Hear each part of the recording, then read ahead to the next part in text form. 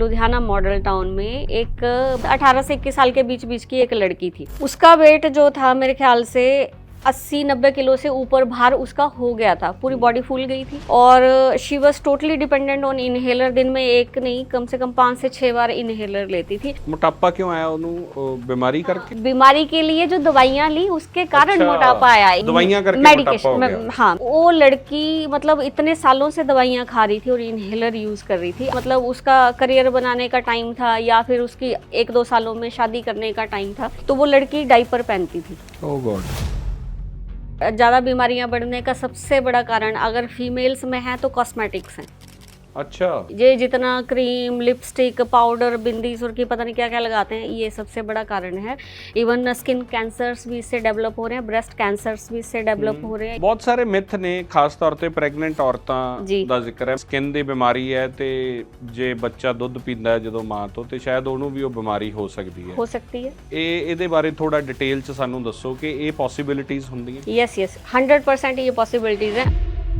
लोग तो पागल हुए पड़े हैं, प्रोटीन खाओ, शेक पी लो, ये कर लो, वो कर लो। आप देखो आपकी बॉडी डाइजेस्ट करेगी क्या इतना प्रोटीन? 24 अंडे खा जाते जिम वाले। अब 24 अंडे खाने हैं तो पहलवानी करो ना अखाड़े में, वहां जाओ, वहां कुश्ती करो 4-5 घंटे, फिर वो डाइजेस्ट होगा।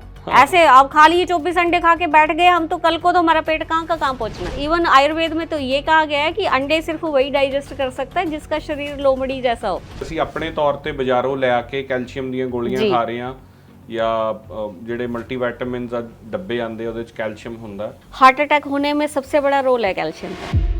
ਤੁਸੀਂ ਦੱਸ ਰਹੇ ਸੀ ਕਿ ਇੱਕ ਬਜ਼ੁਰਗ ਆਉਂਦੇ ਆ ਉਹ ਪਾਠ ਕਰਦੇ ਆ ਕਿ किसी बीमारी के साथ हमारे पास आ रहे थे, शायद घुटनों की दवाई ले रहे थे, तो 1 से 2 साल वो लगातार आते रहे। लेकिन जिस दिन पहले दिन आए ना, उन्होंने पहले दिन ही कह दिया था कि बेटा बीबा मेरे को ना पैसे नहीं हैगे ਤੁਹਾਨੂੰ ਦੇਣ ਲਈ। मैं क्या कोई गल नहीं बाबा जी ਇਹਦੇ ਚ ਕੀ ਹੋ गया। और आप यकीन नहीं करोगे उस टाइम पे हमारी ओपीडी भी पता नहीं 10, 15, 20 पेशेंट की ओपीडी होती थी। कहते पर मैं फ्री भी नहीं ਲੈਣੀ। मैं क्या दसो फिर ਆਪਾਂ ਕੀ ਕਰ ਸਕਦੇ ਨਾ कि कहते ठीक है मैं ना तुसी दवाई मैनू दे दो ते मैं इत्थे बैठ के फिर घंटा पाठ करके जाऊंगा। वो बाबा जी ने जदों जदों आना उन्होंने दवाई लैनी, उन्होंने घंटा बैठ के उत्थे पूरा सिमरन करके जाना। तो मैं हैरान हूँ कि हमने ऐसी ब्लेसिंग के साथ बहुत मल्टीप्लाई की है। बहुत बड़ी ब्लेसिंग है। ਅੱਜ ਦੀ ਕਹਾਣੀ ਬਹੁਤ ਇਨਸਪੀਰੇਸ਼ਨਲ ਤੇ ਬਹੁਤ ਮੋਟੀਵੇਸ਼ਨਲ ਹੈ। ਅੱਜ ਤੁਹਾਨੂੰ ਇਸ ਐਪੀਸੋਡ ਦੇ ਵਿੱਚੋਂ ਬਿਜ਼ਨਸ ਪੁਆਇੰਟ ਆਫ View ਤੋਂ ਬਹੁਤ ਕੁਝ ਸਿੱਖਣ ਨੂੰ ਮਿਲੂਗਾ। ਅੱਜ ਜੀਵਨ ਜਾਂਚ ਸਿੱਖਣ ਨੂੰ ਮਿਲੂਗੀ ਔਰ ਮੈਡੀਕਲ ਲਾਈਨ ਦੀ ਬਹੁਤ ਸਾਰੀਆਂ ਕਾਲੀਆਂ ਤੇ ਚਿੱਟੀਆਂ ਗੱਲਾਂ ਤੁਹਾਡੇ ਮੂਹਰੇ ਲੈ ਕੇ ਆਵਾਂਗੇ। ਪਰ ਸਭ ਤੋਂ ਵੱਡੀ ਗੱਲ, ਤੰਦਰੁਸਤ ਰਹਿਣ ਵਾਸਤੇ ਕੀ ਲਾਜ਼ਮੀ ਹੈ, ਅੱਜ ਦੇ ਇਸ ਐਪੀਸੋਡ 'ਚੋਂ ਤੁਹਾਨੂੰ ਇਹ ਜ਼ਰੂਰ ਸਿੱਖਣ ਨੂੰ ਮਿਲੂਗਾ। ਅਸੀਂ ਹਰ ਰੋਜ਼ ਸੈਂਕੜੇ ਲੋਕਾਂ ਦੇ ਨਾਲ ਮਿਲਦੇ ਹਾਂ। ਪਿਛਲੇ ਕਈ ਸਾਲਾਂ 'ਚ ਹਜ਼ਾਰਾਂ ਇੰਟਰਵਿਊਜ਼ ਕੀਤੇ, ਪੋਡਕਾਸਟ ਕੀਤੇ, ਤੁਸੀਂ ਪਿਆਰ ਦਿੰਦੇ ਹੋ ਔਰ ਵੱਖੋ ਵੱਖਰੇ ਜੌਨਰਸ ਦੇ ਲੋਕਾਂ ਨਾਲ ਬੈਠ ਕੇ ਗੱਲਬਾਤ ਕਰਦੇ ਹਾਂ। ਸਾਇੰਟਿਸਟ ਤੋਂ ਲੈ ਕੇ ਇਨਵਾਇਰਮੈਂਟਲਿਸਟ ਤੋਂ ਔਰ ਪੋਲੀਟਿਕਸ ਤੋਂ ਲੈ ਕੇ ਸਪੋਰਟਸ ਤੱਕ ਹਰ ਸ਼ਖਸੀਅਤ ਤੋਂ ਕੁਛ ਨਾ ਕੁਛ ਸਿੱਖੀਦਾ ਹੈ ਤੇ ਸਿੱਖਣ ਤੋਂ ਬਾਅਦ ਉਹਨੂੰ ਇੰਪਲੀਮੈਂਟ ਕਰਨ ਦੀ ਕੋਸ਼ਿਸ਼ ਕਰਦੇ ਰਹਿੰਦੇ ਹਾਂ। ਇੱਕ ਬਹੁਤ ਵੱਡਾ ਪੋਡਕਾਸਟਰ ਹੈ Steve, the diary of a CEO ਉਹਦਾ ਚੈਨਲ ਹੈ ਤੇ ਉਹਨੇ ਇੱਕ ਕਿਤਾਬ ਵੀ ਲਿਖੀ ਹੈ। ਉਸ ਕਿਤਾਬ 'ਚ ਉਹਨੇ ਬਿਜ਼ਨਸ ਦੇ 33 ਰੂਲ ਦਿੱਤੇ ਜੋ ਇਸ ਦੁਨੀਆ 'ਚ ਸਭ ਤੋਂ ਅਮੀਰ ਜਿਹੜੇ ਲੋਕ ਨੇ ਉਹਨਾਂ ਦੇ ਕਾਮਨ ਲਾਜ਼ ਨੇ।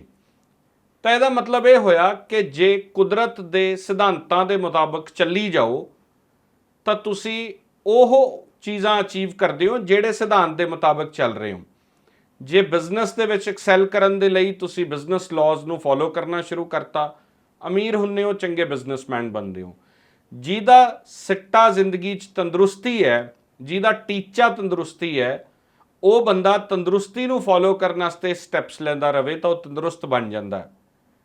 ਇਸੇ ਕਰਕੇ ਅੱਜ ਦੇ ਇਸ ਐਪੀਸੋਡ ਦੇ ਵਿੱਚ ਪੰਜਾਬ ਦੀ ਇਸ ਖਾਸ ਸ਼ਖਸੀਅਤ ਨਾਲ ਤੁਹਾਨੂੰ ਮਿਲਾ ਰਿਹਾ ਜਿਨ੍ਹਾਂ ਨੇ ਪਿਛਲੇ 10-12 ਸਾਲਾਂ 'ਚ ਨਾ ਸਿਰਫ ਐਜ਼ ਐਂਟਰਪ੍ਰੇਨਿਓਰ, ਇੱਕ ਵਿਮਨ ਐਂਟਰਪ੍ਰੇਨਿਓਰ ਦੇ ਤੌਰ 'ਤੇ ਬਹੁਤ ਵੱਡਾ ਨਾਮ ਦੇਸ਼ 'ਚ ਬਣਾਇਆ, ਬਟ ਮੈਡੀਕਲ ਲਾਈਨ ਦੇ ਵਿੱਚ ਇੱਕ ਟਰਸਟਵਰਦੀ ਡਾਕਟਰ ਦੇ ਤੌਰ 'ਤੇ ਪੰਜਾਬ ਨੇ, ਨਾਰਥ ਇੰਡੀਆ ਨੇ ਉਹਨਾਂ ਦੇ ਉੱਤੇ ਵਿਸ਼ਵਾਸ ਕੀਤਾ।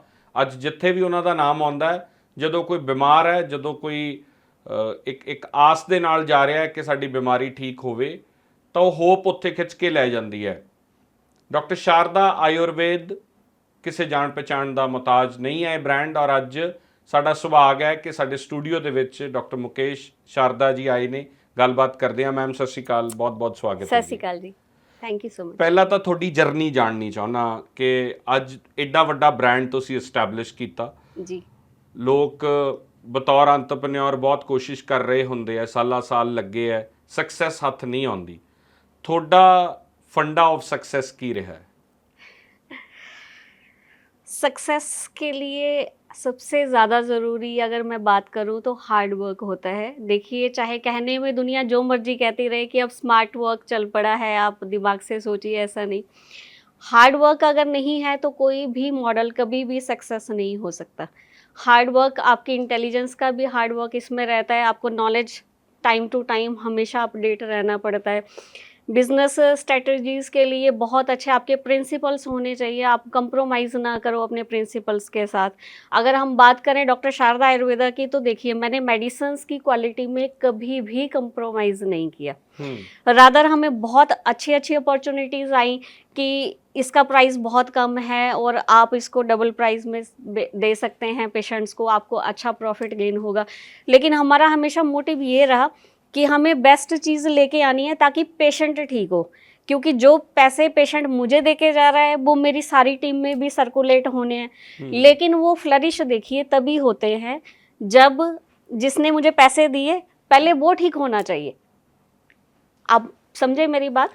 ਤੁਹਾਡਾ ਪ੍ਰਿੰਸੀਪਲ ਹੈ ਕਿ ਤੁਸੀਂ ਬਹੁਤ ਸੋਹਣੀ ਗੱਲ ਕੀਤੀ ਕਿ ਐਜ਼ ਅ ਬਿਜ਼ਨਸਵੂਮਨ ਪੈਸਾ ਤਾਂ ਕਮਾਉਣਾ ਹੈ ਜੀ, ਪਰ ਤੁਹਾਡਾ ਪ੍ਰਿੰਸੀਪਲ ਹੈ ਕਿ ਪੇਸ਼ੈਂਟ ਠੀਕ ਹੋਣਾ ਚਾਹੀਦਾ ਹੈ, फिर वो पैसा फ्लरिश करूंगा। जी, हमारी प्रायोरिटी सबसे बड़ी यही रही है कि पेशेंट ठीक होना चाहिए।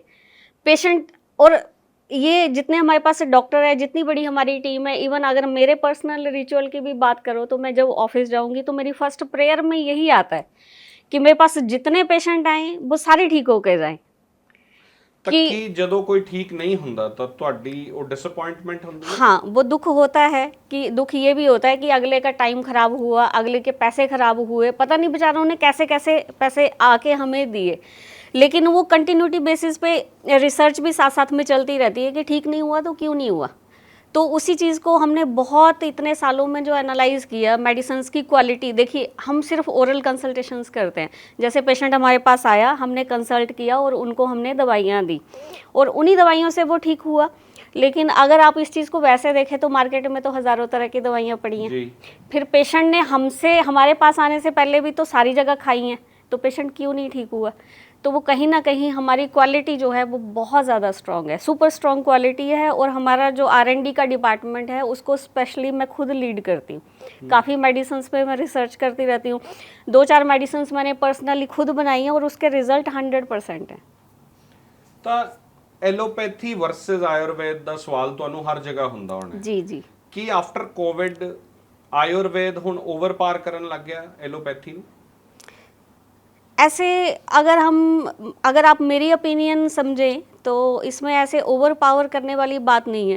मैं ये, मेरी पर्सनल ऐसी सोच है कि जितनी भी मेडिसिन्स की पैथीज़ हैं उनको हैंड टू हैंड एक साथ मिलके काम करना चाहिए। देखिए, हर डिपार्टमेंट की एक लिमिटेशन होती है। अब जो चीज़ एलोपैथिक कर सकती है, जैसे इमरजेंसी केयर कर सकती है, या क्रॉनिक कोई इस तरह का पेशेंट आ गया जिनको इमरजेंसी में इमरजेंसी केयर और ऑपरेशंस की ज़रूरत है, लाइफ थ्रेटन कहीं ना कहीं पे चैलेंजेस आते हैं, तो वो बेस्ट करती है। और हमें उस चीज़ में बार बार जाना भी नहीं चाहिए कि नहीं अब पेशेंट एक बेड पे पड़ा है लास्ट टाइम पे, तो हम क्या बोलें कि हमारे पास आ जाओ, नहीं। लेकिन हाँ, अब कुछ चीज़ें ऐसी भी हैं, वो एक टाइम पे वो बहुत अच्छा कर रहे हैं, लेकिन एक टाइम पे वो, मुझे पर्सनली लगता है कि शायद वो अच्छा कर सकते हैं, लेकिन क्यों नहीं कर रहे मुझे समझ नहीं आ रहा। अब आप देखिए कि ब्लड प्रेशर किसी को है, क्या ब्लड प्रेशर क्योर करती है एलोपैथिक? नहीं करती है। शुगर को क्योर करती है? नहीं करती है। थायराइड को क्योर करती है? नहीं करती है। गठिए को क्योर करती है? नहीं करती है। सोराइसिस या एक्जिमा को क्योर करती है? नहीं करती है।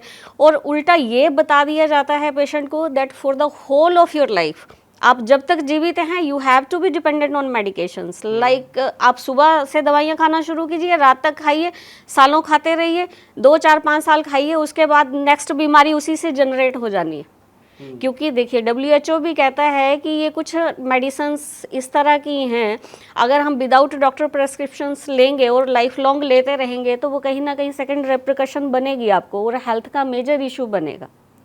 ਤਾਂ ਆਯੁਰਵੇਦ ਕਿਵੇਂ ਡਿਫਰੈਂਟ ਹੈ ਫਿਰ? ਕੀ ਉਹ ਜੜ ਤੋਂ ਖਤਮ ਕਰਦਾ ਹੈ ਬਿਮਾਰੀ ਨੂੰ? अब आयुर्वेद पे हम इस चीज़ पे आते हैं कि आयुर्वेद उन चीज़ों से कैसे डिफरेंट है। सबसे पहले तो आयुर्वेद को थोड़ा सा ऐसे समझना पड़ेगा कि आयुर्वेद की जितनी दवाइयाँ बनती हैं वो मैक्सिमम जो है प्लांट बेस्ड होती हैं, प्लांट बेस्ड होती हैं, या कुछ जो हैं वो मिनरल बेस्ड होती हैं, या कुछ में जैसे स्वर्ण भस्म या इस तरह की मेडिसिन्स वो हम मेटल्स भी यूज़ करते हैं। लेकिन वो सारी की सारी जो दवाइयों का बेस होता है बेसिकली वो आपकी हेल्थ को ख़राब कभी भी नहीं करेगा। मतलब अगर आप एक बीमारी पर्टिकुलर के लिए आप दवाई खा रहे हो तो ये कभी नहीं होगा कि आपको दूसरी बीमारी लगेगी। ठीक है। 5 साल में, 2 साल में, 4 साल में बिल्कुल भी नहीं होगा। दूसरी बात, हम डॉक्टर शारदा में क्या करते हैं, हम डॉक्टर शारदा में एक पर्टिकुलर बीमारी को ठीक करने के साथ साथ उसकी बॉडी के हर एक सिस्टम को, जो हमारा मेटाबॉलिज्म है, हमारी बॉडी के इंटरनल जितने ऑर्गन्स इंटरकनेक्टेड हैं एक दूसरे के साथ, हम सबका इलाज एक साथ करते हैं। हालांकि पेशेंट हमें यही बोल के आएगा, जब भी पेशेंट आएगा कि नहीं मेरा तो घुटना दुख रहा है, सिर्फ मुझे घुटने की दवाई दो, लेकिन घुटने के साथ साथ हमने 2 या 3 दवाइयाँ जो हमें लगता है कि according to system we have to give to the patient, तो वो हम साथ में देंगे।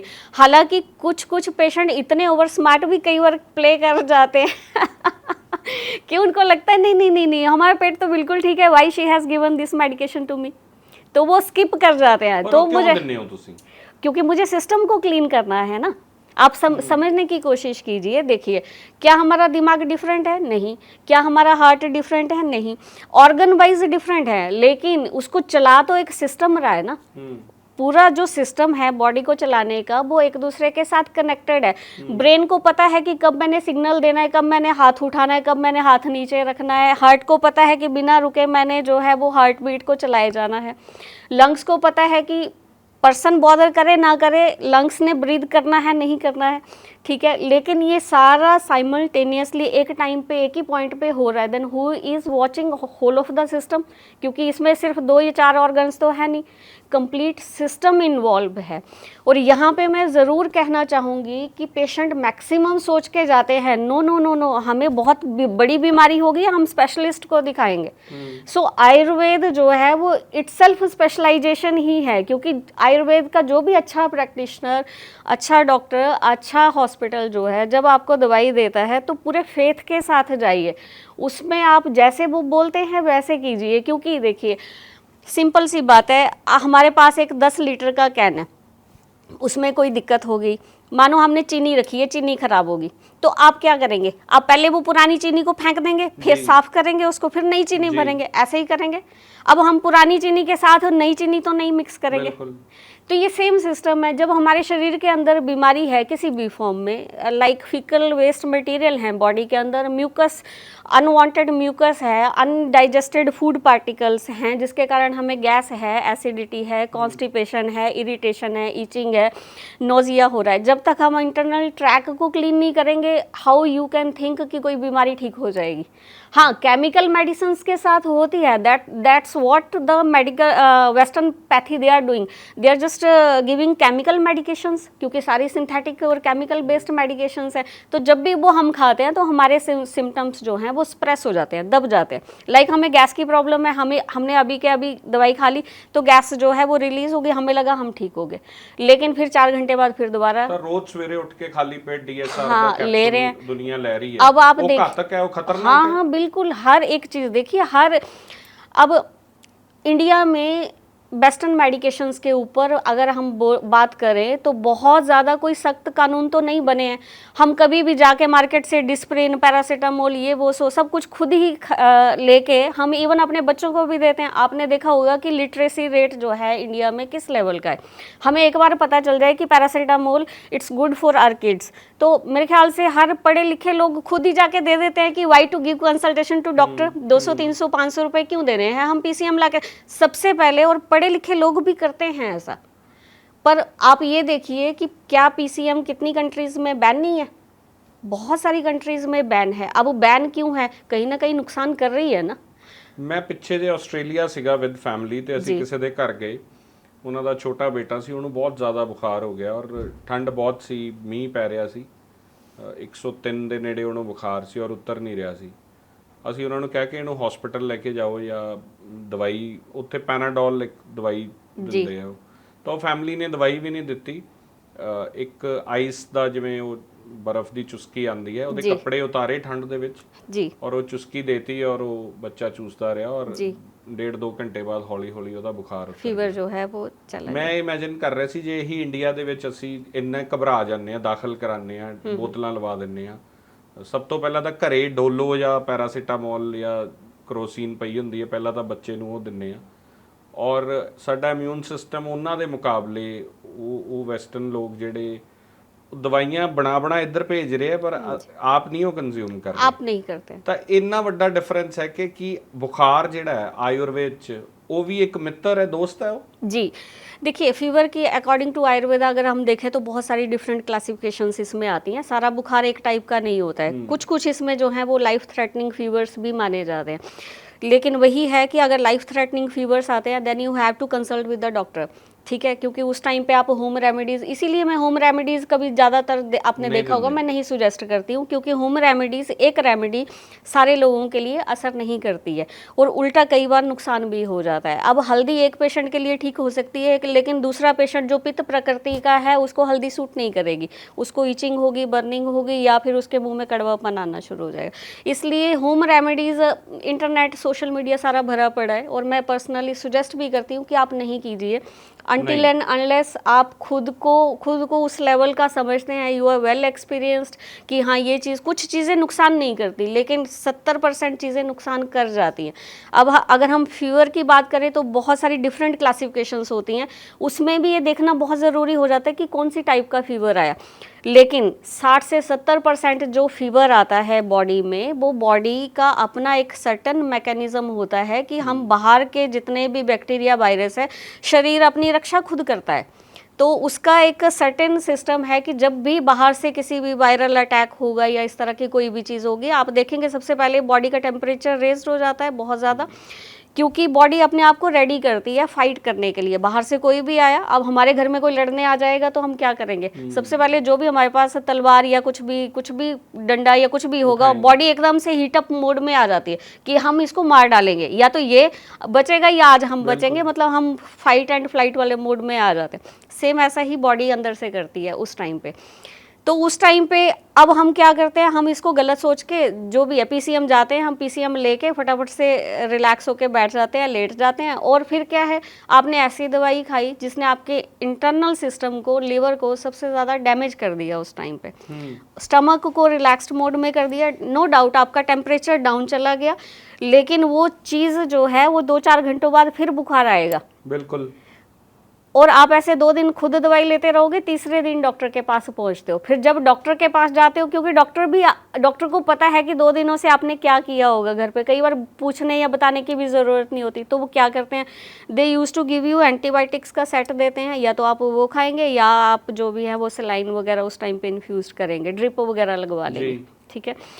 लेकिन हमें ये समझना है बेसिकली कि जैसे सर्दी खांसी जुकाम हो गया, थोड़ा सा कफ कोल्ड हो गया, जब सीज़न चेंज होता है या जब मौसम बदलता है, थोड़ा बुखार आ जाता है, उस टाइम पे ये चीज़ें जो है बॉडी जो है सर्टेनली वर्क करती है कि शरीर के अंदर जितने भी बैक्टीरिया, वायरस, पैरासाइट्स या फिर इस तरह का अनवांटेड मोर्बिड मटेरियल जो है उसको हम बाहर निकालें, और बॉडी रेडी होती है नेक्स्ट सीज़न के लिए कि विंटर से, सर्दियों के मौसम से हमने एकदम स्विच किया, गर्मी बॉडी में ਨੂੰ ਆਈਡੀਆ ਹੋ ਜਾਂਦਾ ਹੈ ਕਿ ਮੌਸਮ 'ਚ ਤਬਦੀਲੀ ਆ ਰਹੀ है और ਅਸੀਂ जी, इसीलिए आयुर्वेद में तो ऋतुओं का बहुत ही अच्छा वर्णन किया गया है कि बहुत 6 तरह की ऋतुएं होती हैं, बेसिकली सीजन्स होते हैं, और हर ऋतु के अकॉर्डिंग बॉडी का जो खान पान है वो डिफरेंट हो जाता है, लाइफस्टाइल डिफरेंट करना चाहिए हमें बेसिकली। अगर हम उस चीज़ को एग्जैक्टली फॉलो करते हैं तो हमें किसी भी तरह की मेडिसिन की बहुत ज़्यादा कोई अर्जेंसी नहीं पड़ती लाइफ में। डॉक्टर शारदा, ਅੱਜ ਜਦੋਂ ਆਯੁਰਵੇਦ ਸ਼ਬਦ ਆਉਂਦਾ ਹੈ ਨਾ ਤਾਂ ਹਰਬਲ ਮਾਰਕੀਟਿੰਗ ਜਿੰਨੀ ਹੋ ਰਹੀ ਹੈ जी,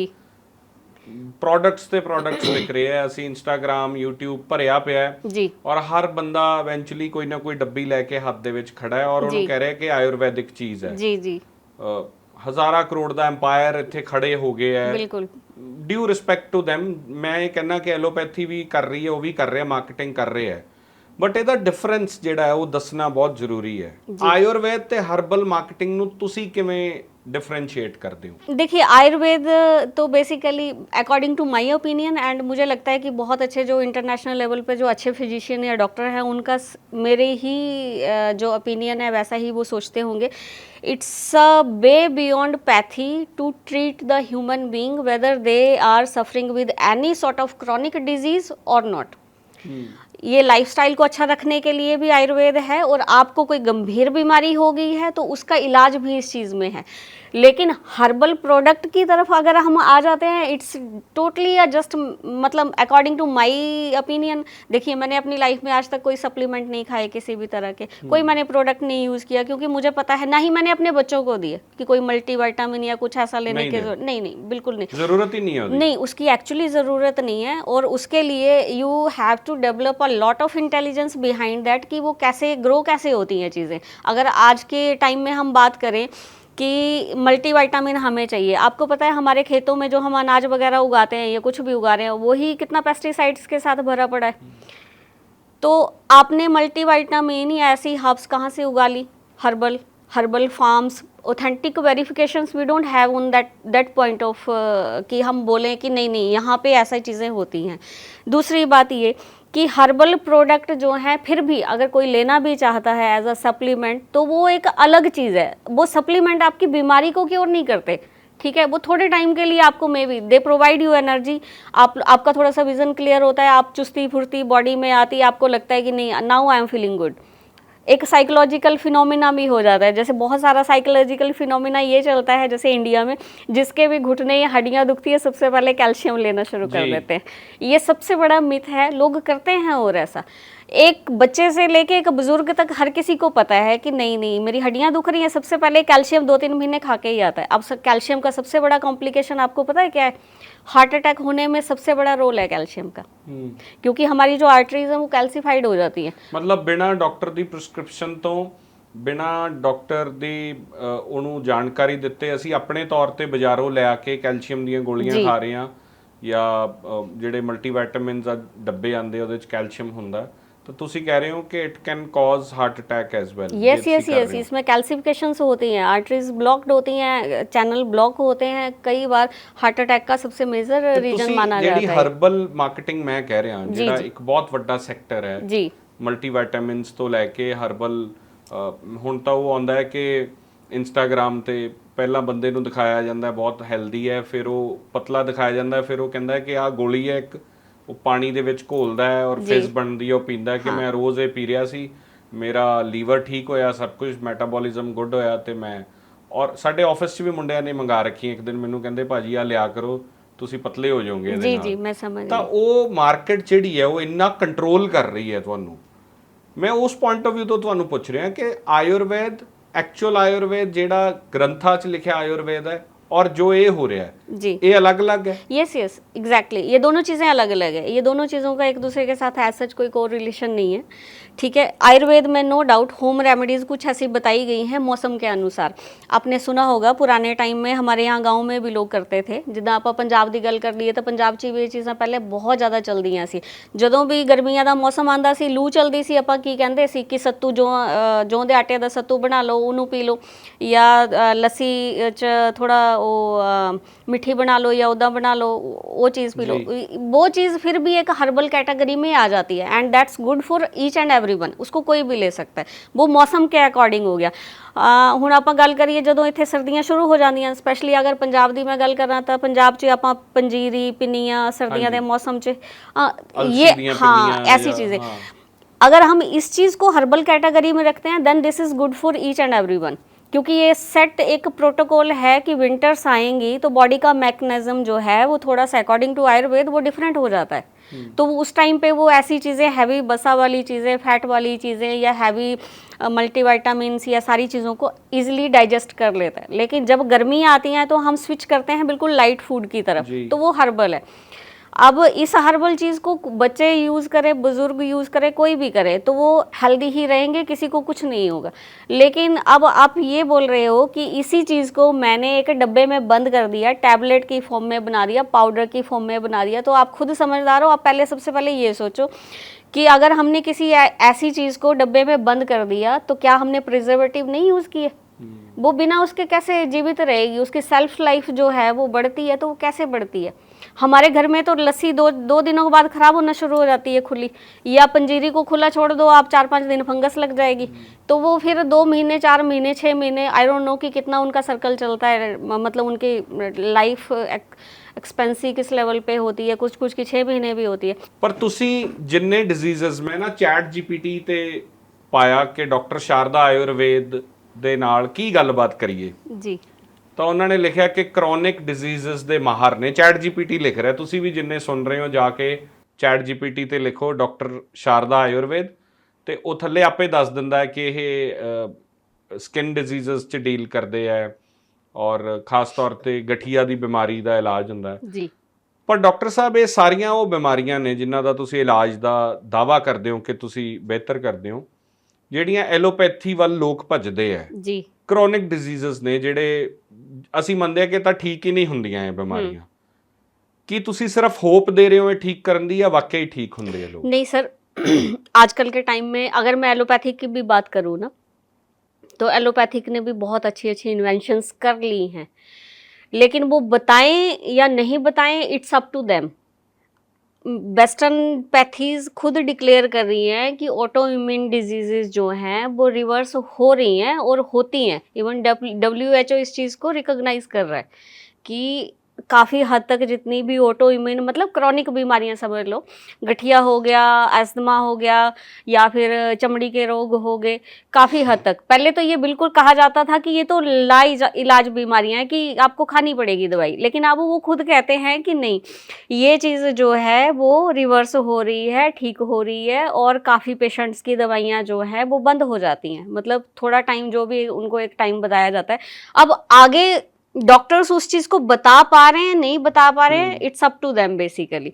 ठीक है, और हम अगर इसमें आयुर्वेद की बात करें तो आयुर्वेद के तो कभी आप हमारे क्लिनिक में, मैं कहती हूँ हमारे तो इतने क्लिनिक है, आप किसी में भी चले जाना, सरप्राइज विजिट देना, आप थोड़ी देर आधा पौना घंटा बैठ के जो रिपीट पेशेंट आएंगे ना, मुझे पूछने की बजाय आप उनसे ऐसे फॉर्मल बात करके पूछना कि कितना टाइम हो गया आपको इस बीमारी के साथ, और आपने यहाँ से कितने दिनों में दवाई खाई, आपको कितना फर्क पड़ा। आपको एक्चुअली जो हमारी वैल्यू है वो रिपीट पेशेंट से सरप्राइजिंगली पता चलेगी। ਪਰ ਤੁਸੀਂ ਜਿਹੜੇ ਉਹ ਪੇਸ਼ੈਂਟਸ ਰਿਪੀਟ ਹੋ ਰਹੇ ਆ ਉਹ ਇਵੈਂਚੁਅਲੀ ਠੀਕ ਹੁੰਦੇ ਆ ਕਿ ਨਹੀਂ ਠੀਕ ਹੁੰਦੇ, ਜਾਂ ਪੂਰੀ ਜ਼ਿੰਦਗੀ वो दवाई चलती रहती है? नहीं सर, मैक्सिमम जो हमारी जो एक डिजीज़ को क्योर करने की रेशो है, ठीक करने की जो रेशो है 70 से 80% है। और मतलब मैं नाम नहीं लेना चाहती, बहुत बड़े बड़े अच्छे लेवल के मल्टी स्पेशलिटी जो हॉस्पिटल्स हैं पंजाब में या इवन नॉर्थ इंडिया में, बहुत बड़े बड़े लेवल पे जहाँ पे फॉरेन से भी लोग आते हैं ट्रीटमेंट करने, उनकी 40 से 50 के बीच में है। जी तो मैं बीमारियां ਦਾ ਜ਼ਿਕਰ ਕਰਨਾ ਚਾਹੁੰਦਾ, ਇੱਕ ਇੱਕ ਕਰਕੇ ਆਪਾਂ ਬਿਮਾਰੀਆਂ ਤੇ ਆਈਏ। ਮੈਂ ਪਹਿਲਾਂ ਤਾਂ ਐਜ਼ਮਾ ਦੇ ਉੱਤੇ ਆਉਣਾ ਚਾਹੁੰਦਾ ਕਿ ਅੱਜ ਖਾਸ ਤੌਰ ਤੇ ਪਰਾਲੀ ਦੇ ਜਦੋਂ ਦਿਨ ਆਉਂਦੇ ਆ ਪੰਜਾਬ ਦੇ ਵਿੱਚ ਤੇ ਲੋਕ ਬਹੁਤ ਪਰੇਸ਼ਾਨ, ਜਿਨ੍ਹਾਂ ਨੂੰ ਅਸਥਮਾ ਕਹਿ ਦਿੰਦੇ ਆ, ਐਜ਼ਮਾ ਕਹਿ ਦਿੰਦੇ ਆ, ਉਹ ਲੋਕ ਦੁਖੀ ਨੇ। ਇੱਕ ਪੰਪ ਹੁੰਦਾ ਜਿਹੜਾ ਉਹ ਲੈ ਕੇ ਉਹ ਇਨਹੇਲਰ ਦੇ ਨਾਲ ਸਰਵਾਈਵ ਕਰ ਰਹੇ ਲੋਕ ਹੈ। ਬਹੁਤ ਸਾਰੀਆਂ ਉਹਨੂੰ ਲੈ ਕੇ ਮਿਥਸ ਨੇ, ਜਿਵੇਂ ਇੱਕ ਇਹ ਹੈ ਕਿ ਜੈਨੇਟਿਕ ਡਿਜ਼ੀਜ਼ ਹੈ, ਤਾਂ ਇਹ ਹੁੰਦਾ ਕਿਵੇਂ ਹੈ, ਇਹ ਸਮਝਾਓ ਪਹਿਲਾਂ। जेनेटिक बेसिकली देखिए इसमें भी बहुत सारी कैटेगरीज हैं, नो डाउट जेनेटिक भी होता है। जैसे पेरेंट्स को या फोर फादर्स को किसी को है तो कई बार ये हिस्ट्री देखने को मिलती है कि आगे आने वाली पीढ़ी में भी ऐसी बीमारियां कुछ हैं जो ट्रांसफ़र हो जाती हैं। लेकिन ये सबसे बड़ी, अगर हम इसमें ऐसे तो ये बहुत बड़े डीप सब्जेक्ट्स होते हैं बेसिकली, जिस पे हम घंटों बात कर सकते हैं, लेकिन इसकी सिंपल क्लासिफिकेशंस मैं आपको बता देती हूँ। जब नए नए बच्चे पैदा होते हैं ना, न्यूनेटल बेबीज़, तो उनमें ये अस्थमा डेवलप हो जाता है कई बार, क्योंकि आजकल सी सेक्शंस ज़्यादातर होते हैं, तो कई बार प्री मेच्योर डिलीवरीज हो जाती हैं, बच्चों के ऑर्गन्स लंग्स पूरी तरह से बिल्डअप नहीं होते। ठीक है, तो उनको हम बेसिकली थोड़े टाइम के लिए मतलब उस तरह की एड्स देते रहते हैं ताकि दे गेट ब्रीदिंग प्रॉपरली। तो कई बार उसके कारण भी बच्चा जो है वो थोड़े टाइम के लिए डिपेंडेंट हो जाता है। ठीक है, कई बार इम्यूनिटी बहुत ज़्यादा वीक है और अचानक से वेदर चेंज आ गया और वेदर शिफ्टिंग के कारण जो है बच्चे को अटैक आ गया किसी चीज़ का, तो कुछ अस्थमा बच्चों में इस तरह के पाए जाते हैं। उसके बाद अगर हम बात करें तो ये ज़्यादातर बीमारी देखने को मिलती है जो बुजुर्ग लोग हो जाते हैं, 60-70 से ऊपर जो होते हैं, उनके लंग्स नेचुरली डिजनरेटिव फेज में बॉडी चली जाती है तो उनको सांस की दिक्कत जो है वो ज़्यादा आती है। लेकिन जो आपने अभी क्वेश्चन किया कि जैसे मौसम पंजाब में पराली का सीजन स्पेसिफाइड आ जाता है, तो उसका सबसे बड़ा जो कारण एनवायरनमेंट भी कहीं ना कहीं है, क्योंकि पेड़ पौधे बहुत ज़्यादा कम हो गए। अब आप तो विजिट करते ही होंगे गाँव में जाके, आप देखिए कि जिदा आप कह देने हैं कि ਪੁਰਾਣੇ ਟਾਈਮ 'ਚ ਤਾਂ ਸਾਰੀਆਂ ਵੱਟਾਂ 'ਚ ਪੇੜ ਲੱਗੇ ਹੁੰਦੇ ਸੀ ਹੈ ਨਾ, ਤਾਂ ਹੁਣ ਉਹ ਚੀਜ਼ ਹੈ ਨਹੀਂ। एनवायरनमेंट ਕਿਤੇ ਨਾ ਕਿਤੇ ਤਾਂ डिटीरियोरेट ਬਹੁਤ ਵੱਡੇ ਲੈਵਲ ਤੇ ਹੋ ਰਿਹਾ, ਔਰ ਬਹੁਤ ਜ਼ਿਆਦਾਤਰ ਸਮਝਾਇਆ ਵੀ ਜਾਂਦਾ ਕਿ ਤੁਸੀਂ ਪਰਾਲੀ ਨੂੰ ਅੱਗ ਨਾ ਲਗਾਓ। ਕਈ ਵਾਰੀ ਉਹਦੀ ਸਮੋਕ ਦੇ ਕਾਰਨ ਵੀ ਜਿਹੜੇ ਸ਼ਹਿਰਾਂ 'ਚ ਹੀ ਰਹਿੰਦੇ ਨੇ ਜਾਂ ਪਿੰਡਾਂ 'ਚ ਜਿਹੜੇ ਲੋਕ ਰਹਿੰਦੇ ਨੇ ਉਹਨਾਂ ਨੂੰ ਉਦੋਂ भी दिक्कत आ जाती है। और अगर हम जनरली बात करें कि बाकी लोगों को, इसको बोलते हैं बेसिकली एलर्जिक एस्थमा कह देते हैं, या एलर्जिक साइनोसाइटिस रेनाइटिस, इस तरह का डेफिनेशन हम लोग दे देते हैं मेडिकल फील्ड में। लेकिन जब ऐसे लोग जो हैं, अब फिर वो लोग क्या करते हैं कि जिसको भी ऐसे हो गया, एक सिंपल आम आदमी की भी बात करें कि उसका नाक बहना शुरू हो गया या उसको सांस की दिक्कत आ गई, खुद ही चले जाएंगे मेडिकल स्टोर से सिट्राजिन लेंगे, खा लेंगे 2-4 दिन और उनको लगेगा now they are well and doing each and everything perfectly. तो वो थोड़े टाइम के लिए डिपेंडेंसी 1-2 साल 4 साल ऐसे चलाते रहते हैं। फिर जब सिट्राजिन काम करना बंद कर देती है, then they use to go to doctor कि अब हम डॉक्टर के पास जाएंगे। अब डॉक्टर के पास जाएंगे तो डॉक्टर आपको उस टाइम पे क्या देगा, वही इनहेलर्स, आपकी डिपेंडेंसी उन चीज़ों पे शुरू हो जाती है। लेकिन यंग एज में अगर आपको ये बीमारी हो रही है, अगर आप मार्केट से कुछ भी दवाई खुद लेके खा रहे हो, it means you are just slowing down your internal system. आप लिवर को ये मैसेज दे रहे हो कि नहीं नहीं, कोई भी मेरे शरीर के साथ दिक्कत हुई मुझे मत बताना। बिल्कुल सिंपल बात यह है कि हमारे घर में हमने कोई हाउस हेल्पर सर्वेंट रखा है तो हम उसको ये कह दें कि नहीं नहीं, जो मर्जी होता रहे मुझे मत बताना। हम अपनी बॉडी को चीट कर रहे हैं उस तरह से, तो ये धीरे धीरे करके ये बीमारी डेवलप होती है। ਤਾਂ ਫਿਰ ਆਯੁਰਵੇਦ ਤੁਸੀਂ ਇਲਾਜ ਕਿਵੇਂ ਕਰਦੇ ਹੋ? ਮਤਲਬ ਜੇ ਤੁਸੀਂ ਕਹਿ ਕਿ ਇੱਕ ਤਾਂ ਲੋਕ ਆਪੇ ਦਵਾਈ ਲੈਣ ਲੱਗ ਜਾਂਦੇ ਆ, ਜੀ ਜੀ, ਫਿਰ ਲੋਕ ਜੇ ਐਲੋਪੈਥੀ ਜਾ ਰਹੇ ਆ ਤਾਂ ਉਹ ਇਨਹੇਲਰਸ ਔਰ ਉਹ ਦਵਾਈਆਂ ਮਿਲਦੀਆਂ ਜਾਂ ਫਿਰ ਐਂਟੀ ਐਲਰਜਿਕ ਦਵਾਈਆਂ ਜਿਹੜੀਆਂ ਉਹ ਲੈ ਰਹੇ ਆ ਜੀ। ਤੁਹਾਡੇ ਤੱਕ ਕੋਈ ਪਹੁੰਚਦਾ ਹੈ ਵਿਗੜਿਆ ਹੋਇਆ ਪੇਸ਼ੈਂਟ ਜਿਹਦੀ ਐਸਥਮਾ ਠੀਕ ਹੀ नहीं हो रही जी, ਤੁਸੀਂ ਕਿਵੇਂ ਠੀਕ ਕਰਦੇ ਹੋ? जब हमारे पास पेशेंट आता है ना, तो जब हम basically we do have certain line of treatment कि हमने, जैसे मैंने आपको पहले भी बताया कि हम बॉडी का इलाज में क्या करेंगे। आयुर्वेद ना एक बीमारी को बहुत डिफरेंटली देखता है। अब लोग समझते हैं कि उनको सांस की दिक्कत होगी तो वो अस्थमा जो है लंग्स की प्रॉब्लम है। आयुर्वेद कहता है नहीं नहीं, लंग्स की दिक्कत है लेकिन बाद में है, सबसे पहले इसका रूट कॉज देखना है कहाँ से स्टार्ट हुई है। तो अकॉर्डिंग टू आयुर्वेदा इसका जो रूट कॉज है वो आपका पेट है। अच्छा। आपका स्टमक है बेसिकली। आपने खाना खाया, वो स्टमक ने पूरी तरह से उसको डाइजेस्ट नहीं किया, एंजाइम्स प्रॉपरली नहीं बने, लिवर ने आप डाइजेशन में हेल्प नहीं की, गॉल ब्लैडर आधे लोगों ने तो निकाल ही दी है, उनको लगता है ऐसे बेकार का ऑर्गन भगवान ने डाल के भेज दिया, निकाल दो उसको। उसके बाद उनको डाइजेशन में दिक्कत आई क्योंकि वाइल प्रोड्यूस नहीं हुआ ना। तो ये सारी चीज़ें, जब हमने खाना खा लिया और डाइजेस्ट नहीं हुआ तो वो कहाँ गया? कॉन्स्टिपेशन भी होती है पेशेंट को, एसिडिटी भी होती है, उसका बना कफ, वेस्ट मोविड जिसको हम बोल देते हैं। आपको ये चीज़ तब समझ आएगी ना कि कोई साइनस या अस्थमा का पेशेंट होगा और आप बिल्कुल उसके पास बैठ के फेस टू फेस बात करोगे, आप उस टाइम पे रिकॉग्नाइज करोगे कि उसकी बात करने से और उसके म्यूकस जो है उससे स्मेल आ रही है। अच्छा, हाँ। और ये काफ़ी पेशेंट्स में तो इतनी ज़्यादा होती है कि जैसे अगर हम 5 फुट के डिस्टेंस पे आमने सामने बैठे हैं तो भी आप उस चीज़ को फील कर सकते हो कि नहीं ये पेशेंट जो है इसको ये दिक्कत है। तो ऐसे लोगों का जो कफ है वो ख़राब हो गया, कफ दूषित हो गया बेसिकली। और वो कफ कहाँ चला गया? आपकी छाती में, आपके लंग्स के आसपास, उसको जहाँ पोर्स मिले, क्योंकि लंग्स जो है स्पंजी शेप में है जी, ठीक है। तो वो वाटर की फॉर्म में, म्यूकस की फॉर्म में वहाँ चिपक गया, अब वहाँ चिपका है और सड़े जा रहा है। तो अब हम उसको ठीक, अब आपने क्या किया? आपने इनहेलर लिया, आपने इनहेलर से सांस ली, आपको ब्रीदिंग नॉर्मल होगी, लेकिन क्या आपका जो सड़ा हुआ म्यूकस था बाहर गया? नहीं गया ना। तो वो तो थोड़ी देर के लिए आपने डायलेशन कर दी तो आप अब बेटर फील कर रहे हो, दैट्स इट, इतना ही पर्पस है। क्योंकि हम सिम्टम्स पे वर्क कर रहे हैं इसलिए हम ठीक नहीं हो रहे। आयुर्वेद में हम स्पेसिफाइड क्या कर रहे हैं, हम सिस्टम पे वर्क कर रहे हैं सबसे। तभी मैंने आपको बोला ना कि मेरे कुछ पेशेंट तो खुद आधी दवाइयाँ छोड़ के चले जाते हैं कि नहीं पेट की क्यों दे दिया मैडम ने दवाई। तो अब हम क्या करते हैं, हम डिटॉक्सिफिकेशन करेंगे। पहले सबसे पहले डिटॉक्सिफिकेशन करके हम अपने लीवर को, हम अपने पेट को, स्मॉल इंटेस्टाइन, लार्ज इंटेस्टाइन सबको क्लीन करेंगे। और हो सकता है कि पेशेंट को 2-4 बार मोशन भी ज़्यादा आते हो, यूरिन ज़्यादा आता हो, स्वेट आता हो सकता है कई बार कुछ स्पेसिफाइड केसेस में 1-2 बार वॉमिट्स आ जाती हो, तो क्योंकि क्लींजिंग प्रोसेस है। क्लींजिंग एक बार अंदर से सारा शरीर साफ हो गया, गंदगी जितनी जमा थी वो निकल गई। अब नेक्स्ट स्टेप आएगा, आपको लाइफस्टाइल ठीक करना है। आपको पता है कि आपको कफ वाली बीमारी ज्यादा है तो कफ वाला फूड बंद करना है। कफ किससे बनता है, दूध और दूध से बनी चीजों से कफ बनता है। थोड़े टाइम के लिए, जब तक आप पूरी तरह से स्वस्थ नहीं हो जाते तो थोड़े टाइम के लिए आप उसको बंद कीजिए, अपनी लाइफस्टाइल चेंज कीजिए, ठंडा खाना बंद कर दीजिए क्योंकि ठंडा खाना कफ बनाएगा। और आप गर्म चीज़ें जैसे सूप हो गया या फिर कोई भी हर्बल टी हो गई इस तरह के, या च्यवनप्राश टाइप में ऐसी चीज़ें आती हैं, आप ऐसी चीज़ों का इंटेक बढ़ाएंगे तो आप देखेंगे आप नेचुरली जो है वो बिल्कुल स्वस्थ हो गए। आयुर्वेद च दवाई इंपॉर्टेंट है कि डाइट इंपॉर्टेंट है? फिर दोनों चीज़ें इंपॉर्टेंट है सर। देखिए क्रॉनिक डिजीज वर्ड जहाँ पे आ गया ना, वहाँ पे आप अकेले लाइफस्टाइल पे you can't be dependent. Chronic का मतलब यही है कि आप ऐसी स्टेज पे खड़े हो कि आपको नहीं समझ आ रहा कि अब मैं बचूं या नहीं बचूं। ऐसा पर्पस, मतलब ऐसा डेफिनेशंस है क्रॉनिक बीमारियों की। क्योंकि आप क्रॉनिक बीमारी के लिए तो आप दवाइयाँ लाइफ लॉन्ग ले ही रहे हो ना। अब आप ये भी समझिए कि डॉक्टर शारदा आयुर्वेदा में एक पेशेंट आया, अस्थमा का मानो पेशेंट आया, तो आपको क्या लगता है उसको आज अस्थमा हुआ वो आज ही आ गया?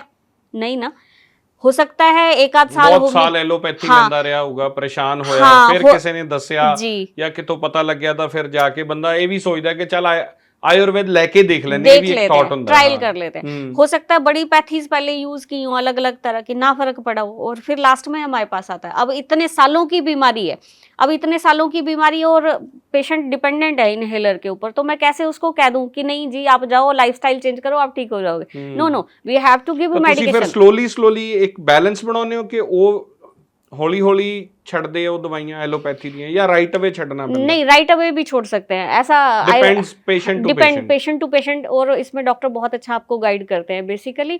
और ये आयुर्वेद स्लो वर्क करता है, इट्स बेसिकली टोटली मिथ, ऐसा नहीं है। अच्छा, ये पुराने हजारों साल पहले भी ऐसा लगता है। हुण तक यही सुनया कि आयुर्वेद का मतलब है कि बहुत स्लो दवाई लेनी शुरू करो तो कई साल लगते हैं। ये सबसे बड़ा मिथ है। अब आप मुझे बताओ, आपको थायराइड है, सिंपल थायराइड की अगर हम बात करें, किसी को भी है, तो वो आप मुझे बताओ कितने सालों से कोई भी दवाई ले रहा है? अगर हम सिंथेटिक ड्रग्स की बात करें, वेस्टर्न पैथी ले रहा है, दवाइयाँ खा रहा है, कितने सालों से खा रहा है?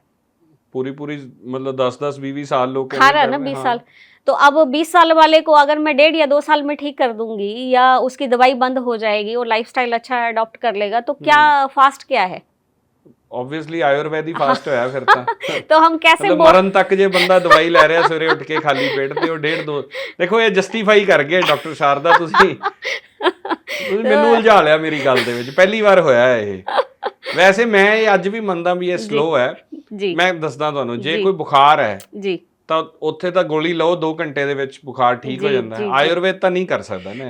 आयुर्वेद 2 घंटे नहीं लेगा, 1 दिन ले लेगा, 1 दिन ले लेगा, 1 दिन हो सकता है कि 1 दिन में। लेकिन मैंने आपको बुखार को पहले भी एक्सप्लेन किया। देखिए अब मैं जो समझाना चाहती हूँ जी, आपको कभी भी ऐसी बीमारियों पे सेल्फ डॉक्टर नहीं बनना। सेल्फ तो मैं एडवाइज ही नहीं करती किसी को भी कि देखिए, क्योंकि हर चीज को समझना, अगर हम ऐसे सिंपल बुखार के भरोसे बैठे रहें और हमारा वायरल लोड बढ़ जाए और हम घर में नुस्खे अपनाई जाएं, तो ऐसा नहीं, ये चीज नहीं करनी चाहिए। तो ਤੁਹਾਨੂੰ अस्थमा ਦਾ ਕੋਈ ਖਾਸ ਕੇਸ ਯਾਦ ਆਉਂਦਾ ਹੈ ਜਿਹੜਾ ਬਹੁਤ ਵਿਗੜਿਆ ਸੀ और ਤੁਹਾਡੇ कोई साझा करना चाहते हो साडे नाल? जी, मेरे पास आज से मेरे ख्याल से 3-3.5 साल पहले लुधियाना मॉडल टाउन में एक बच्ची इन द सेंस की शी वाज 18-19 या 20 ईयर्स या 21 मतलब एग्जैक्टली एज नहीं याद, 18 से 21 साल के बीच की एक लड़की थी। उसका वेट जो था मेरे ख्याल से 80-90 किलो से ऊपर भार उसका हो गया था, पूरी बॉडी फूल गई थी। और she was totally dependent on inhaler. दिन में एक नहीं, कम से कम 5 से 6 बार इनहेलर लेती थी। और सबसे बुरा मुझे उस केस में क्या लगा कि वो लड़की मतलब इतने सालों से दवाइयाँ खा रही थी और इनहेलर यूज़ कर रही थी। आप देखिए एक बच्ची, मतलब उसका करियर बनाने का टाइम था या फिर उसकी 1-2 सालों में शादी करने का टाइम था, तो वो लड़की डायपर पहनती थी।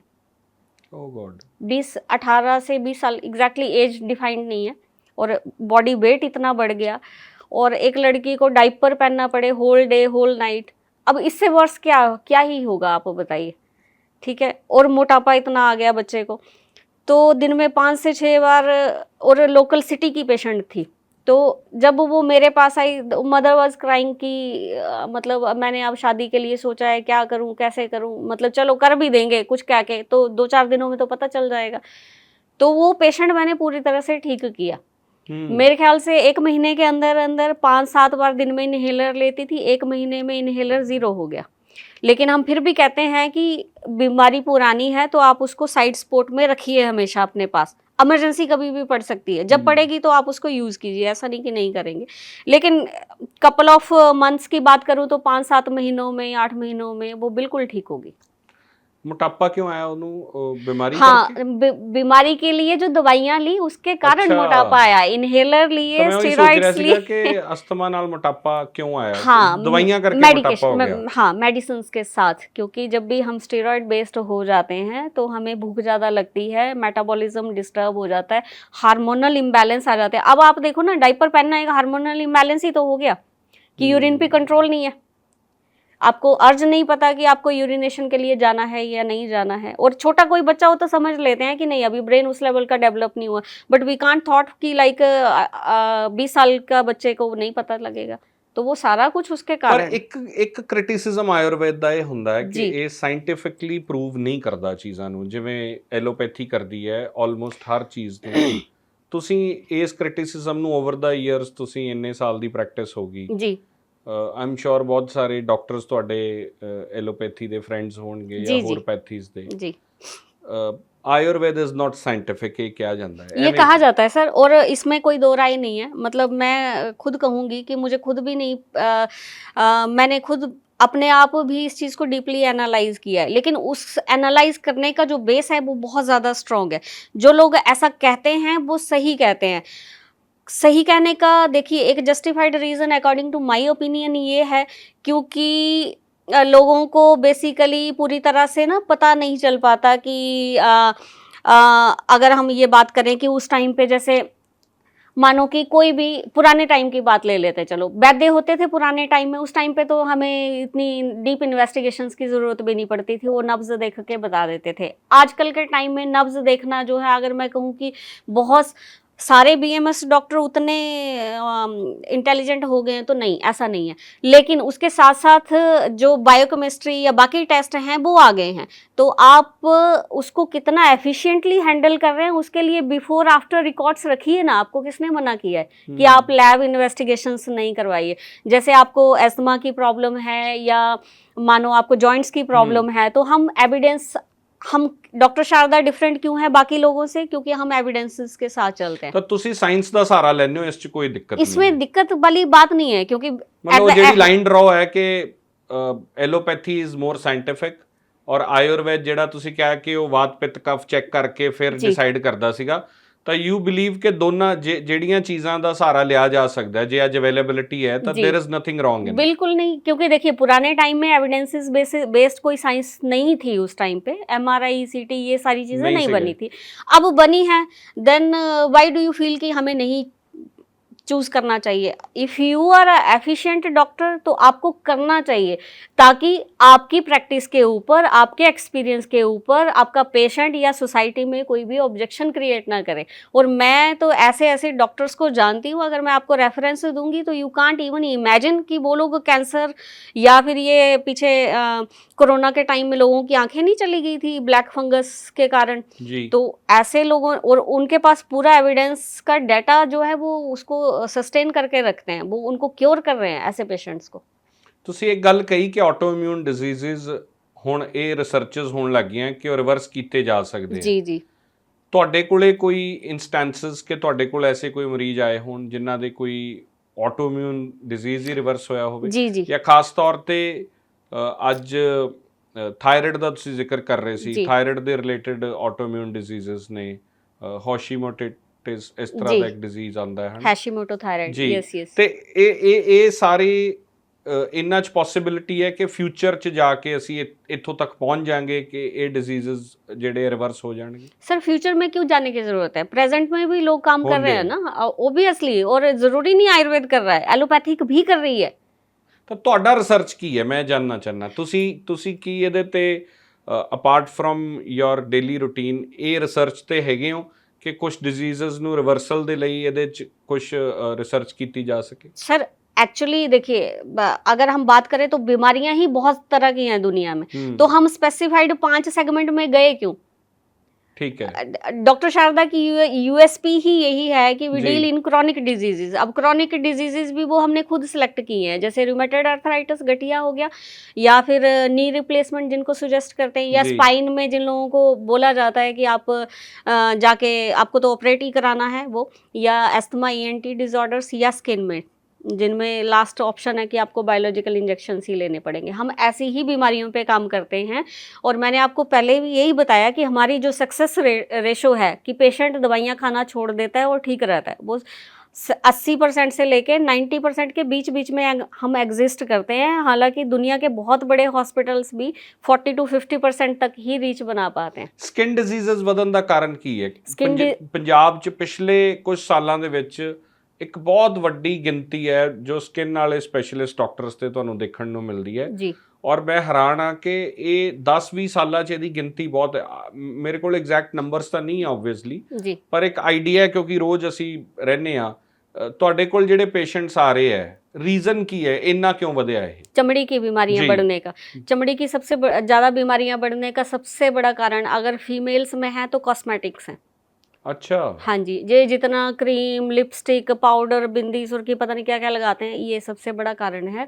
इवन स्किन कैंसर्स भी इससे डेवलप हो रहे हैं, ब्रेस्ट कैंसर्स भी इससे डेवलप हो रहे हैं। ये बहुत बड़ा ये है, और आप ये देखो कि ये मार्केट कैसे ग्रो ही करी जा रही है। और मैं खुद देखती हूँ तो छोटे छोटे बच्चों को भी मैं कई बार देखती हूँ जो 14, 15, 16 साल के होते हैं। इवन अब वो घरों से बाहर बिना मेकअप के नहीं निकलते हैं बच्चे, इतना बड़ी बड़ी आधा इंच की लेयर लगा के निकलते हैं कॉस्मेटिक्स की। हम अब देखिए हमारे दिन की शुरुआत कहाँ से हो रही है? केमिकल से। जो भी हम ब्रश कर रहे हैं केमिकल बेस्ड है, ठीक है। हर्बल गिने चुने 0.1% में आते हैं, वो हर्बल कर रहे हैं। उसके बाद हमने क्या किया? फेस वॉश यूज़ किया फिल्ड विद केमिकल्स। उसके बाद हमने मॉइस्चराइज़र या कुछ क्रीम लगाया फिल्ड विद जो भी है उसके साथ। उसके बाद चलो एक आध घंटा सैर वैर कर ली। उसके बाद हमने क्या किया? हमने बैथ ली, नहाए हम।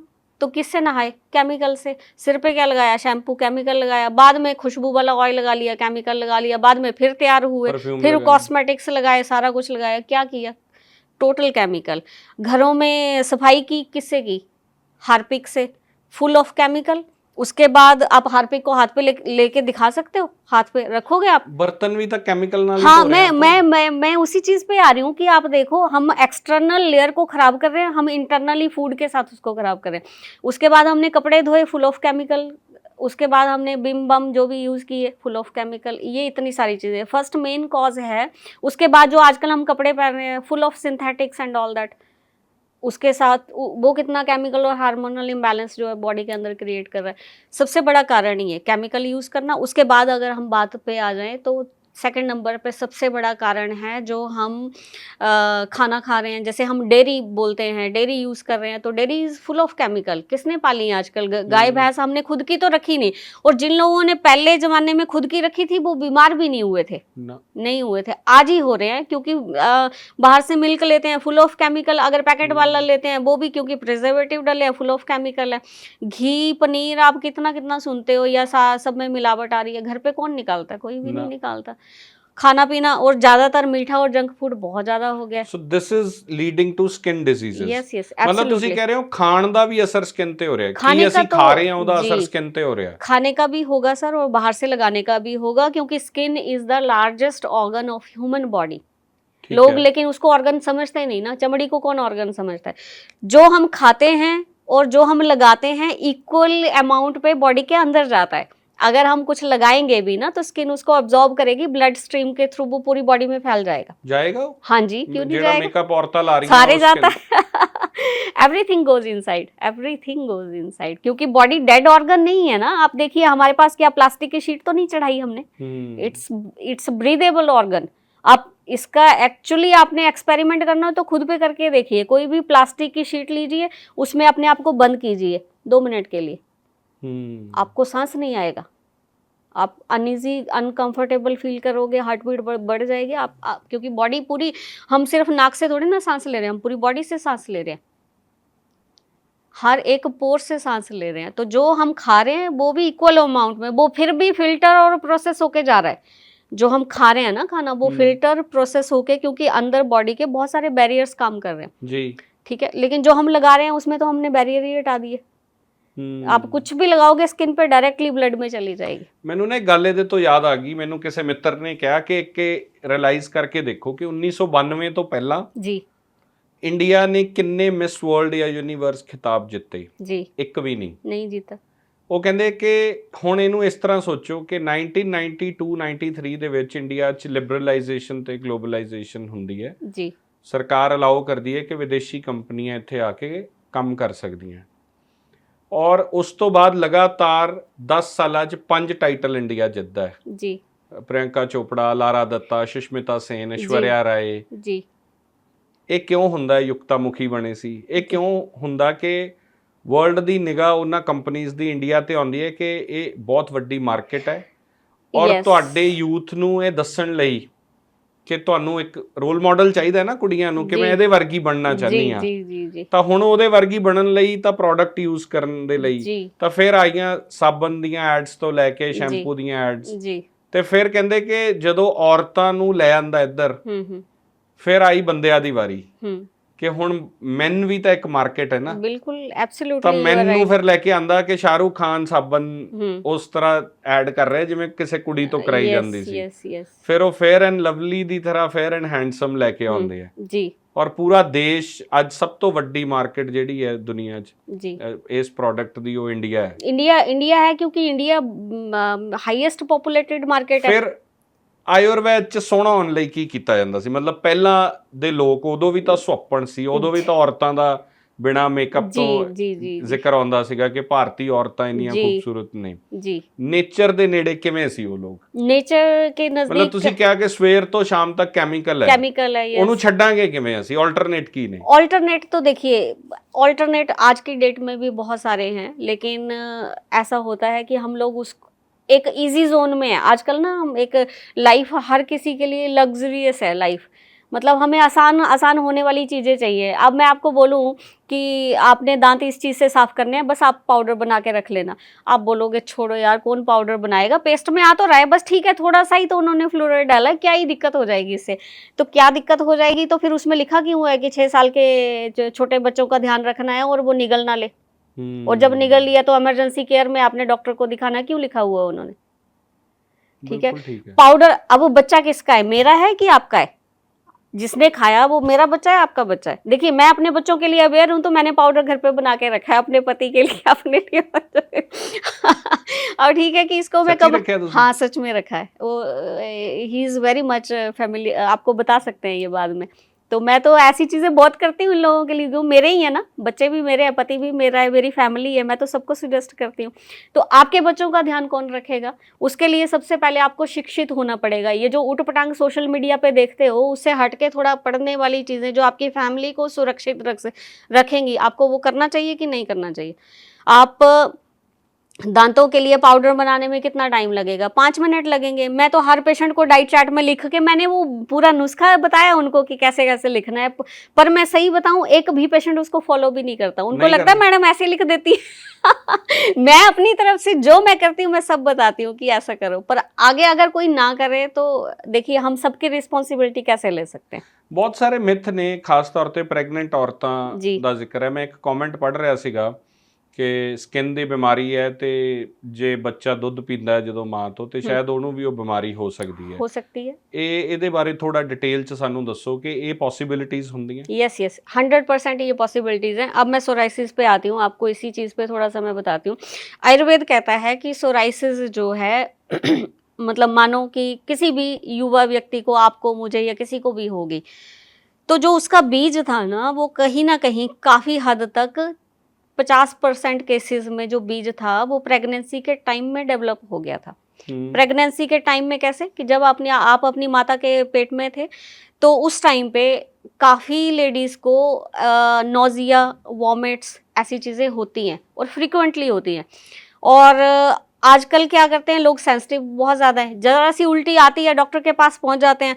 अब वही अगेन सिंथेटिक मेडिसिन में ड्रग ऑफ चॉइस क्या है? केमिकल्स, केमिकल से ही बन रही हैं। तो केमिकल, आपको उल्टियाँ आई, आप चले गए, आपने बोला डॉक्टर को, उन्होंने थोड़ी बहुत सेफ वाली हल्की सी दवाई दे दी कि आपके बच्चे को असर ना करे। आपने वो दवाई खाई तो हुआ क्या? उल्टी बंद हो गई, यही हुआ। आप कंफर्ट में चले गए। लेकिन वो जो पॉइजन बॉडी के अंदर था, बॉडी उसको एक्सपेल कर रही थी, बाहर निकाल रही थी, आपने उसको जान के रोक लिया। अब वो पॉइजन आपको क्या लगता है कि आपको और आपके बच्चे को हर्ट नहीं करेगा? आपका बच्चा बना किससे? फादर के स्पर्म के साथ बना, लेकिन बॉडी किसने प्रोड्यूस की बच्चे की? ऑर्गन्स, उसको ब्लड, बोन्स, वो माँ से बना है। माँ ने ही अपनी बॉडी के जितने हमारे जैसे सप्त धातुएं हैं उन्हीं से एक नया बॉडी का, मतलब ठीक है कि बीज फादर का समझ लेते हैं हम, ठीक है, लेकिन बॉडी तो आपने मदर ने बनाई ना जी। अब मदर ने कैसे बना दी? जो मदर की बॉडी है वही तो बच्चे की बॉडी है। तो जो आपके शरीर के अंदर गंदगी है, बच्चा इक्वल पार्टनर बनेगा आपकी गंदगी का। जो प्रेगनेंसी टाइम औरत कंज्यूम कर रही है ਉਹਦਾ ਅਸਰ ਸਿੱਧਾ ਬੱਚੇ ਤੇ पड़ेगा, ਹੋ ਰਿਹਾ 100% पड़ेगा। ਔਰ ਫਿਊਚਰ ਚ ਕੀ ਬਣਨਾ ਹੈ, ਉਹਦੇ ਤੇ ਬਿਮਾਰੀਆਂ ਕਿਹੜੀਆਂ ਹੋਣਗੀਆਂ, ਇਹ ਉਸ ਪ੍ਰੈਗਨੈਂਸੀ ਦੌਰਾਨ ਤੈਅ ਹੋ ਜਾਂਦਾ। बिल्कुल बिल्कुल बिल्कुल होता है। बहुत सारे केसेस में जेनेटिक डिसऑर्डर्स भी हम इसी चीज को तो बोल देते हैं कि अगर ਅੱਜ ਦੇ ਦੌਰ ਚ ਪ੍ਰੈਗਨੈਂਸੀ ਚ ਔਰਤਾਂ ਸ਼ਰਾਬ ਵੀ ਪੀ ਰਹੀਆਂ, ਸਿਗਰਟ ਵੀ ਪੀ ਰਹੀਆਂ जी, ਉਹਦਾ ਬਹੁਤ ਗੰਦਾ ਅਸਰ ਹੋਊਗਾ। ਫਿਰ गंदा असर तो है सर। आप अगर आपको ये चीज़ें पीनी ही हैं देन मेरे हिसाब से आपको प्रेगनेंसी पे जाना ही नहीं चाहिए। अगर आप चाहते हो कि मुझे ऐसी चीज़ों, मुझे ऐसा ही लाइफस्टाइल पसंद है, मैं स्मोक करना चाहती हूँ, मैं सारा जो भी है ये अल्कोहल या ऐसे कुछ भी कंज्यूम करना चाहती हूँ, then you should not plan for another life. देखिए बच्चा एक अकेले आपकी प्रॉपर्टी नहीं है, इस चीज़ को लोगों को समझना पड़ेगा। एक बच्चा एक देश, एक स्टेट, एक बहुत बड़ा एम्पायर जनरेशन का अधिकारी है। बच्चा सिर्फ हमारे घर तक तो सीमित नहीं है ना, कल को वो हो सकता है अच्छा आईएएस बने, कुछ भी बने या उस लेवल का बने। आप क्या कर रहे हो? आप एक बीमार बच्चा पैदा कर रहे हो। आपको ये तो सबको ही पता है कि हम ऐसा खाएंगे तो बच्चा बीमार ही होगा, नो डाउट। वर्ल्ड च ऑटिज्म ਵਧਿਆ ਹੈ ਜਿੰਨਾ ਜ਼ਿਆਦਾ। ऑटिज्म सर बढ़ने का कारण है लोग जॉइंट फैमिली से न्यूक्लियर फैमिलीज में शिफ्ट हो गए ना। पहले बच्चे को माँ नहीं देखती थी, दादी देखती थी, चाची देखती थी, इधर घूम रहा है, गांव में घूम रहा है, तो उसके बिहेवियर्स जो हैं वो प्रॉपरली डेवलप होते थे। आज किसको देख रहा है बच्चा? माता जी उसकी इंस्टा देखे जा रही हैं, पिताजी काम पे चले गए, वो किससे बात करेगा? तो उसको ऑटिज्म डेवलप नहीं होगा। जेनेटिकली भी हो रहा है, जेनेटिकली भी हो रहा है क्योंकि माँ ਜਦੋਂ ਪ੍ਰੈਗਨੈਂਟ ਸੀ ਉਹਦੇ ਕਰਕੇ, ਉਹਦੇ ਬਿਹੇਵੀਅਰ ਕਰਕੇ ਵੀ ऑटिज्म ਜਾਂ ਹੋਰ ਬਿਮਾਰੀਆਂ ਹੋਣਗੀਆਂ। ਆ ਰਹਾ ਹੈ। ਯੈਸ, ਸਕਿਨ ਡਿਜ਼ੀਜ਼ਸ ਵੀ ਹੁਣ ਤੁਹਾਡੇ ਕੋਲ ਜਿਹੜੀਆਂ ਕ੍ਰੋਨਿਕ ਡਿਜ਼ੀਜ਼ਸ ਚ ਤੁਸੀਂ ਡੀਲ ਕਰਦੇ ਹੋ, ਸਪੈਸ਼ਲਾਈਜ਼ਡ ਹੋ, ਕੀ ਤੁਹਾਡੇ ਕੋਲ ਇਸ ਤਰ੍ਹਾਂ ਦੇ ਕੇसेस ਆਉਂਦੇ ਆ ਕਿ ਬੱਚਾ ਪ੍ਰੈਗਨੈਂसी दौरान ਮਾਂ ਦੀਆਂ XYZ ਬਿਹੇਵੀਅਰ ਕਰਕੇ ਬੱਚੇ ਨੂੰ ਇਹ ਹੋਈਆਂ? देखिए हम ऑटिज्म पे बहुत बड़े लेवल पे काम नहीं करते। मैं सिर्फ ऑटिज्म ਦੀ ਗੱਲ ਨਹੀਂ ਕਰ ਰਿਹਾ, ਮੈਂ ਚਾਹੇ ਉਹ ਸਕਿਨ ਡਿਜ਼ੀਜ਼ਸ ਹੋਣ, ਚਾਹੇ ਸਪਾਈਨ ਡਿਜ਼ੀਜ਼ਸ ਆਏ ਹੋਣ, ਚਾਹੇ गठिया आगे जाके किसी ने छोटी उम्र च भी हो जाता है। जी जी जी जी, ये गठिया जो है छोटे बच्चों में, इसको जुवेनियल आर्थराइटिस बोल देते हैं हम, ठीक है। अस्थमा को मैंने पहले आपको एक्सप्लेन किया, न्यू बॉर्न में भी डेवलप हो जाता है। स्किन डिजीज आपने अगर सबसे ज़्यादा बच्चों में देखनी है then you must visit USA। मेरे ख्याल से मैंने 1.5 साल पहले काम किया USA में।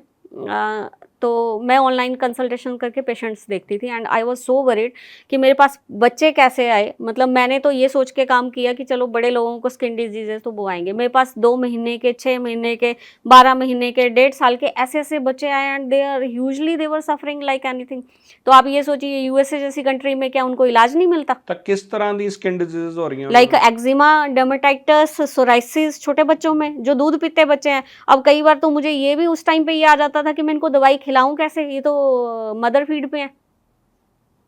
तो ऐसे केसेस में हमें वो दवाइयाँ जो हैं वो मदर को देनी पड़ती थी, तो हम मदर को दवाई खिलाते थे अच्छा जी, तो बच्चे को ठीक करने के लिए।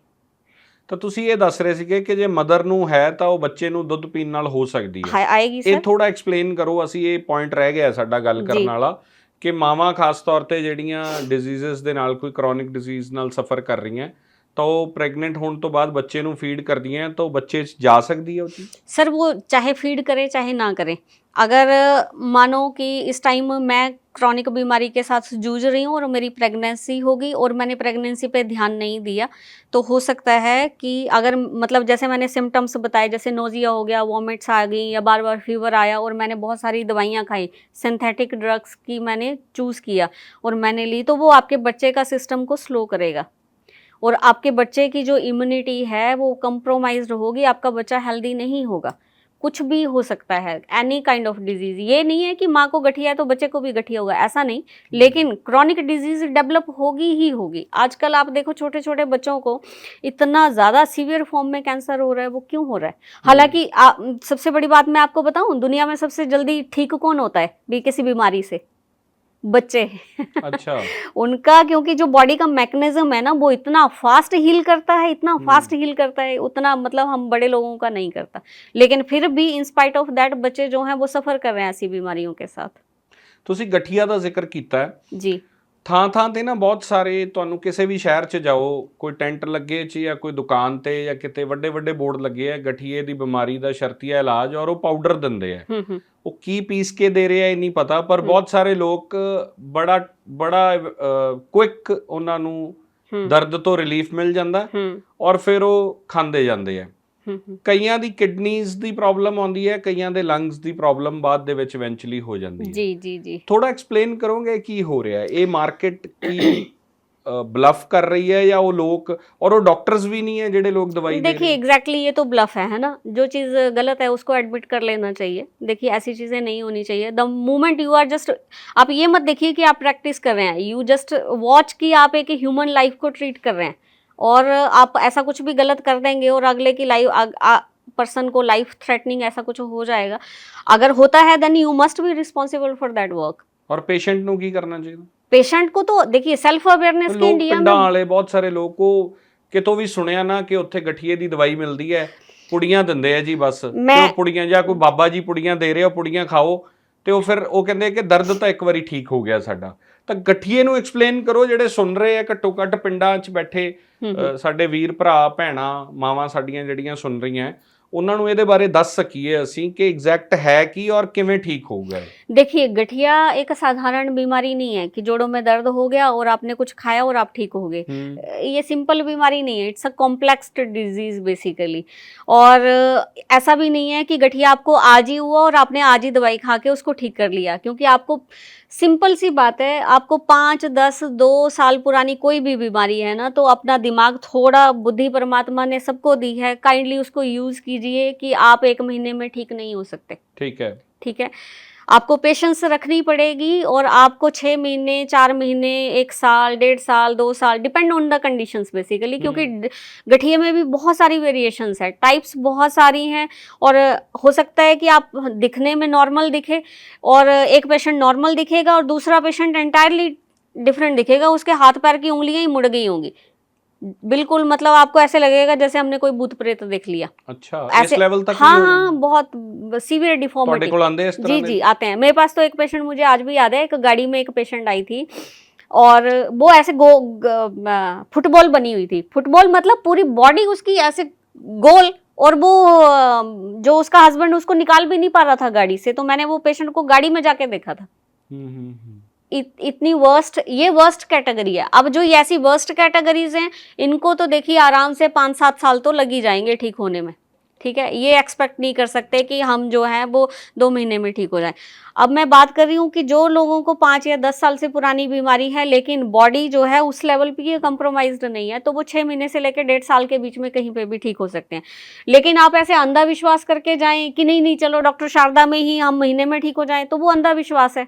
आपको कॉमन सेंस हर इंसान के पास है, परमात्मा करे कि बुद्धि विकसित हो। हमारे गुरुओं ने भी हमें यही ਅਕਸਰ ਇਹ सिखाया ਕਿਹਾ है। ਜਾਂਦਾ ਹੈ ਕਿ ਯੂਰਿਕ ਐਸਿਡ ਵਧਿਆ ਅਸੀਂ ਇਗਨੋਰ ਕਰਦੇ ਰਹਿੰਦੇ ਹਾਂ ਤੇ ਇਵੈਂਚੁਅਲੀ ਗਠੀਆ ਬਣ ਜਾਂਦਾ हाँ बनेगा, बनेगा। ਜੇ ਇਗਨੋਰ ਕਰਦੇ ਰਹੇ जी ਤਾਂ जी जी, क्योंकि सारी ऑटोइम्यून डिजीजेस का जो स्टार्टिंग पॉइंट है वो लाइफस्टाइल है। यूरिक एसिड कैसे बढ़ा? बॉडी का जो लिम्फेटिक सिस्टम है उसने अच्छे से काम नहीं किया और आप ऐसा खाना खाते गए जो उसको और स्लो डाउन करे।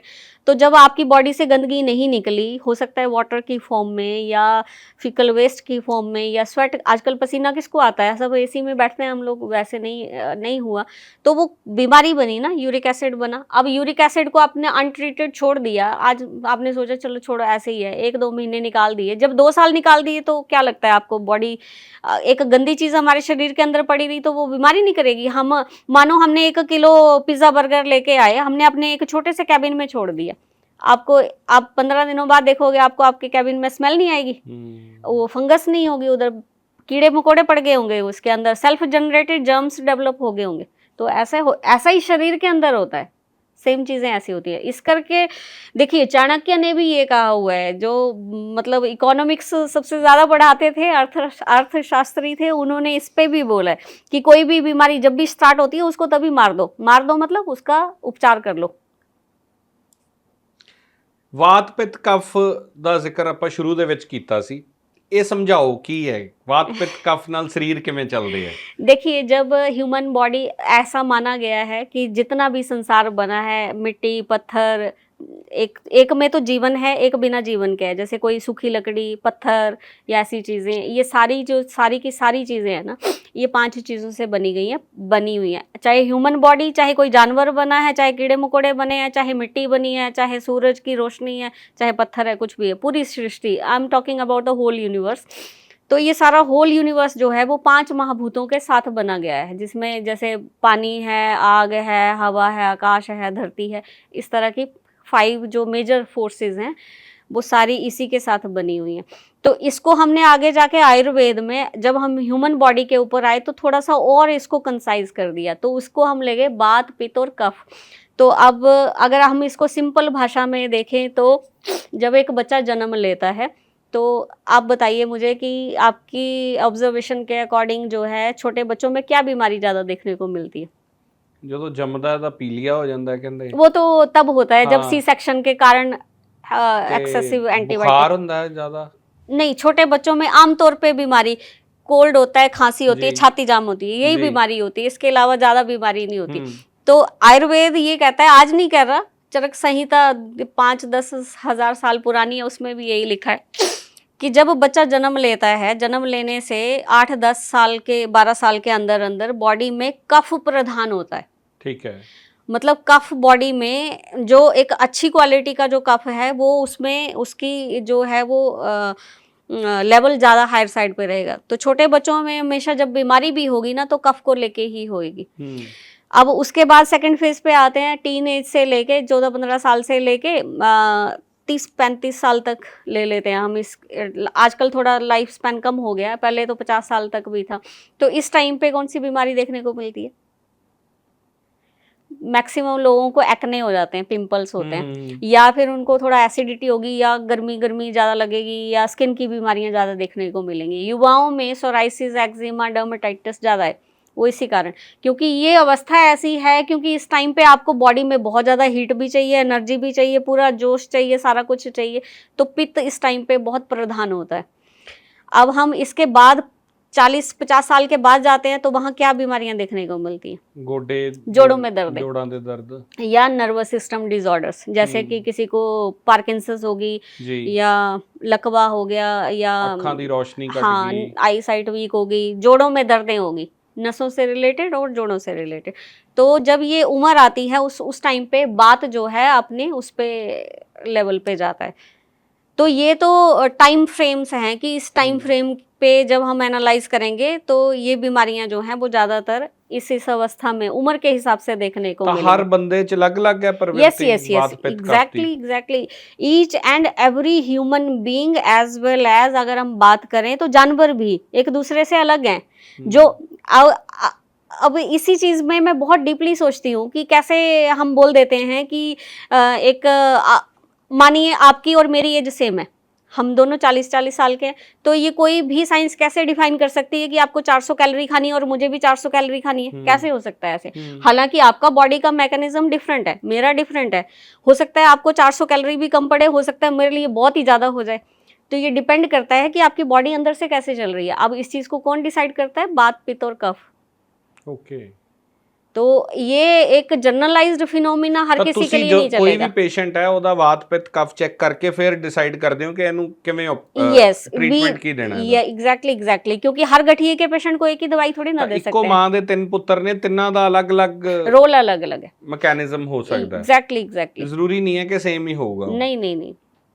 और एक ह्यूमन बॉडी के अंदर ये तीनों चीजें अवेलेबल है। अब इसमें जिस चीज में इम्बैलेंस चला जाना है, मानो कि मेरी उम्र इस टाइम है 30 साल और मुझे जोड़ों की दर्दें होगी, तो डेफिनेटली है कि मेरे अंदर जो है वो बात कुपित हो गया। कुपित मतलब खराब हो गया, इम्बैलेंस हो गया, जिसको एक तो ਉਹਨੂੰ ठीक करने ਲਈ ਕੰਮ ਕਰੂੰਗਾ। हाँ, तो मैं फिर वैसी लाइन ऑफ ट्रीटमेंट या मैं वैसी दवाइयाँ चूज करूंगी जो बात को बैलेंस करेगा। ਤਾਂ ਪਹਿਲਾਂ ਤਾਂ ਮੇਰੇ ਖਿਆਲ ਨਬਜ਼ ਦੇਖ ਕੇ नहीं, नब्ज हम नहीं देखते ज़्यादा। उसका सबसे बड़ा स्पेसिफाइड रीज़न ये होता है कि देखिए नब्ज देखने का स्पेसिफाइड टाइम होता है। उसका टाइम ये होता है कि early morning you have to come to the physician, और तब ही आपका प्रॉपर जो है वो हम उस लेवल पे जो एक अच्छी जो आपको रिजल्ट दे सकते हैं वो खाली पेट आप दिखाएंगे तो दे सकते हैं। अगर आप जनरलाइज्ड ऐसे दिन में आके बोलें कि हाँ मतलब मैंने खाना भी खा लिया, कोक भी पी ली, बर्गर भी खा लिया, अब मेरी नब्ज देखो, अब बताओ कोई बाहर से ऐसी मिठाई खा के आ गया, उसकी तो हार्ट बीट वैसे बड़ी होनी है आजकल सिंथेटिक फ्लेवर्स की वजह से।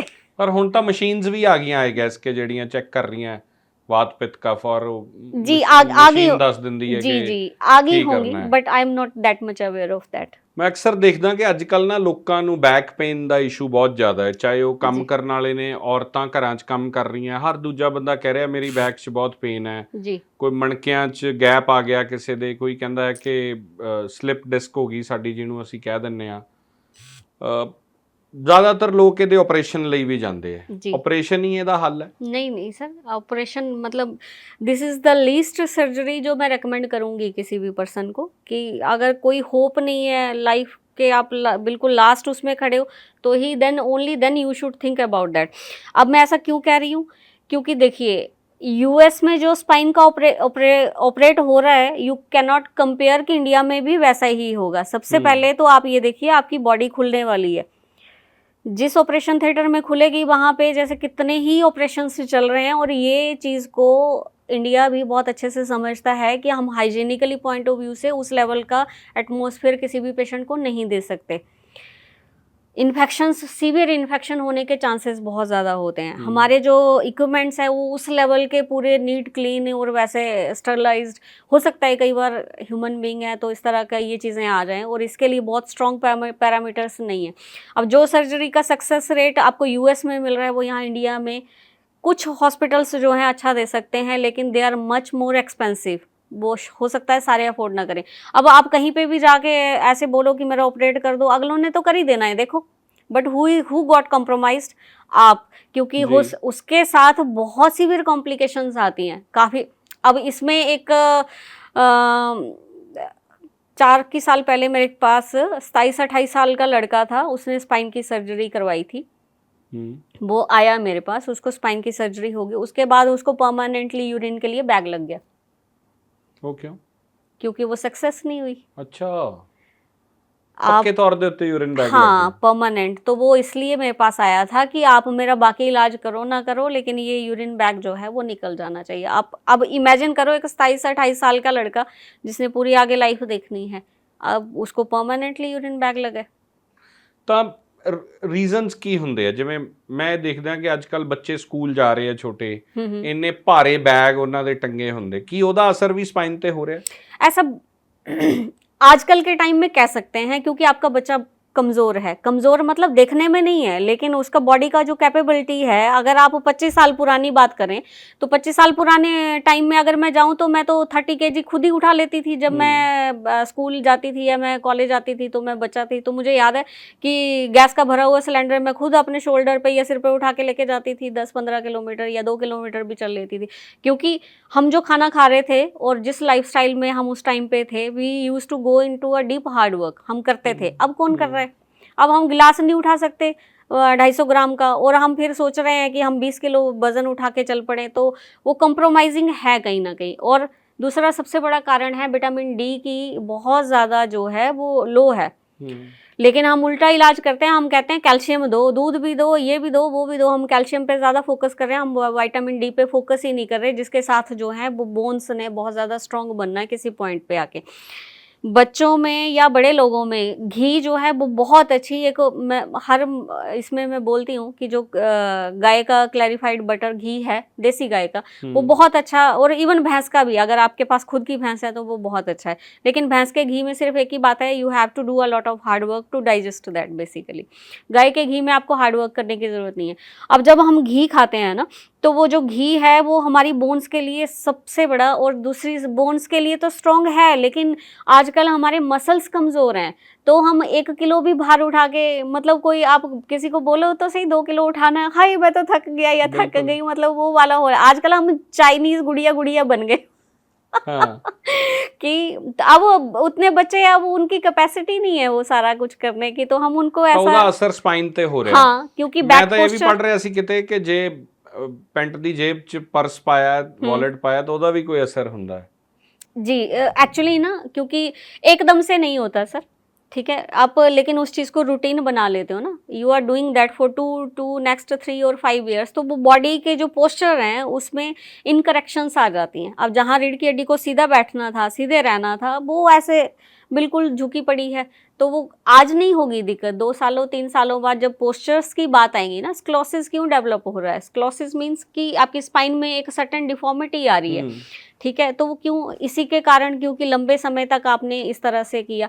एंकिलॉजिंग स्पॉन्डिलाइटिस आपने सुना होगा, HLA-B27 जिन लोगों का पॉजिटिव आ जाता है, लेकिन उसको गठिए की कैटेगरी में रखा जाता है, ऑटोइम्यून डिजीज।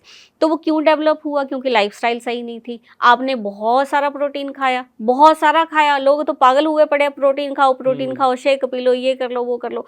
आप देखो आपकी बॉडी डाइजेस्ट करेगी क्या इतना प्रोटीन? समझने की बात ही सिंपल सी इतनी है, कुछ भी खा लो, जो मर्जी खा लो, लेकिन ये आपको at the end of the day ये पूरा पता होना चाहिए जो खाया वो डाइजेस्ट हुआ या नहीं हुआ।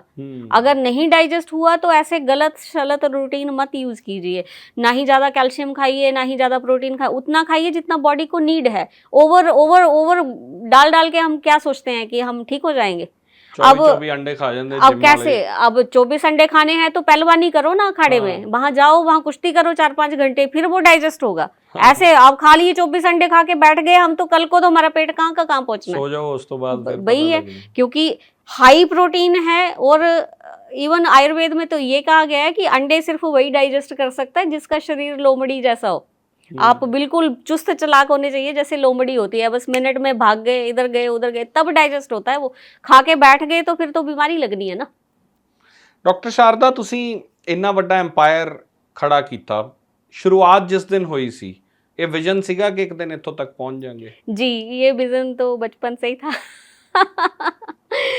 बचपन से ही ऐसा था, सोच, मतलब देखिए, अगर मैं अपनी बात करूं तो मैं एक ड्रीम वर्ल्ड में ज़्यादा रहती थी बचपन में, कि जहाँ उस टाइम पे कोई सोशल मीडिया, फ़ोन, या मतलब हमें तो कुछ भी पता चलता था तो लेटर आता था जो पोस्ट ऑफिस से आता, तभी पता चलता, तो कोई अखबार नहीं, कुछ नहीं, no sort of communications and all that. तो मैंने तो वहाँ से अपनी लाइफ शुरू की है, वो जस्ट ड्रीम्स देख के ही फिर यहाँ पहुँच गए। ਤਾਂ ਜਿਸ ਦਿਨ ਪਹਿਲੇ ਦਿਨ ਆਪਣਾ ਸ਼ੁਰੂਆਤ ਕੀਤੀ 2013 ਚ ਤੁਸੀਂ ਐਸਟੈਬਲਿਸ਼ ਕਰਦੇ ਹੋ ਇਸ ਬ੍ਰਾਂਡ ਨੂੰ, ਕਿਹੜੇ ਪ੍ਰਿੰਸੀਪਲਸ ਰੱਖੇ ਕਿ ਐਜ਼ ਬਿਜ਼ਨਸ ਐਂਟਰਪ੍ਰੈਨਿਓਰ, ਐਜ਼ ਇੱਕ ਔਮਨ ਐਂਟਰਪ੍ਰੈਨਿਓਰ ਐਕਸੈਲ ਕਰਨਾ ਹੈ? ਕਿਉਂਕਿ ਚੈलेंजेस आई एम श्योर बहुत रहे होंगे। जी, अब बेसिकली इस फील्ड में आने का सबसे बड़ा कारण ये था क्योंकि मैं बहुत सारे बीमार लोगों को देखती थी जो ठीक नहीं होते थे, तो कहीं ना कहीं ये क्यूरियोसिटी ज़रूर माइंड में रहती थी कि ऐसा कुछ नहीं है। मुझे पर्सनली आज भी लगता है कि कुछ भी इम्पॉसिबल नहीं है। अगर हम ठीक करने पे आए तो हम काफ़ी तरह के पेशेंट्स को ठीक कर सकते हैं। और आप कभी भी ऐसे मरीज को देखिएगा, मतलब जो काफ़ी बीमारी से ग्रसित है, वो उस बेचारे के लिए तो ये दुनिया ही नर्क है। वो मतलब अगर एक माँ बाप के पास एक बच्चा ऐसा है जो बीमार है, तो वो तो नर्क में ही जी रहे हैं कि वो कहीं से ठीक ही नहीं हो रहा। और हम कहीं ना कहीं किसी को तो देखो इनिशिएशन से लेना चाहिए कि क्यों नहीं हो सकता है ना, क्यों नहीं हो सकता है। रॉकेट साइंस आज क्या नाम है उनका, मैं नाम भूल रही हूँ, जिनकी वो बहुत बड़ी कंपनी है, मंगलयान, हाँ एलन मस्क, वो वहां जाने की तैयारी कर रहे हैं, तो हम एक बीमारी नहीं ठीक कर सकते? ये क्या बड़ी बात है।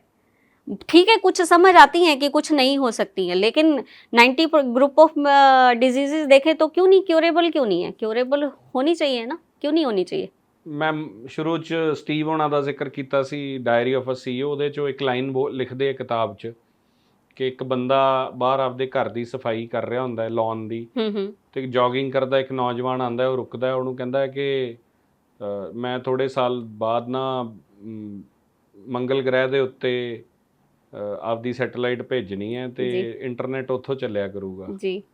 ਤੇ ਉਹ ਬੰਦਾ ਕਹਿੰਦਾ ਕੋਈ ਪਾਗਲ ਹੈ, ਤੁਰਿਆ ਫਿਰਦਾ ਹੈ। ਤੇ ਜਾਂਦਾ ਜਾਂਦਾ ਉਹਨੂੰ ਕਹਿੰਦਾ ਕਿ ਬਾਂਦਰ ਦੇ ਦਿਮਾਗ 'ਚ ਚਿੱਪ ਵੀ ਲਾਉਣ ਲੱਗਿਆ ਮੈਂ ਇੱਕ।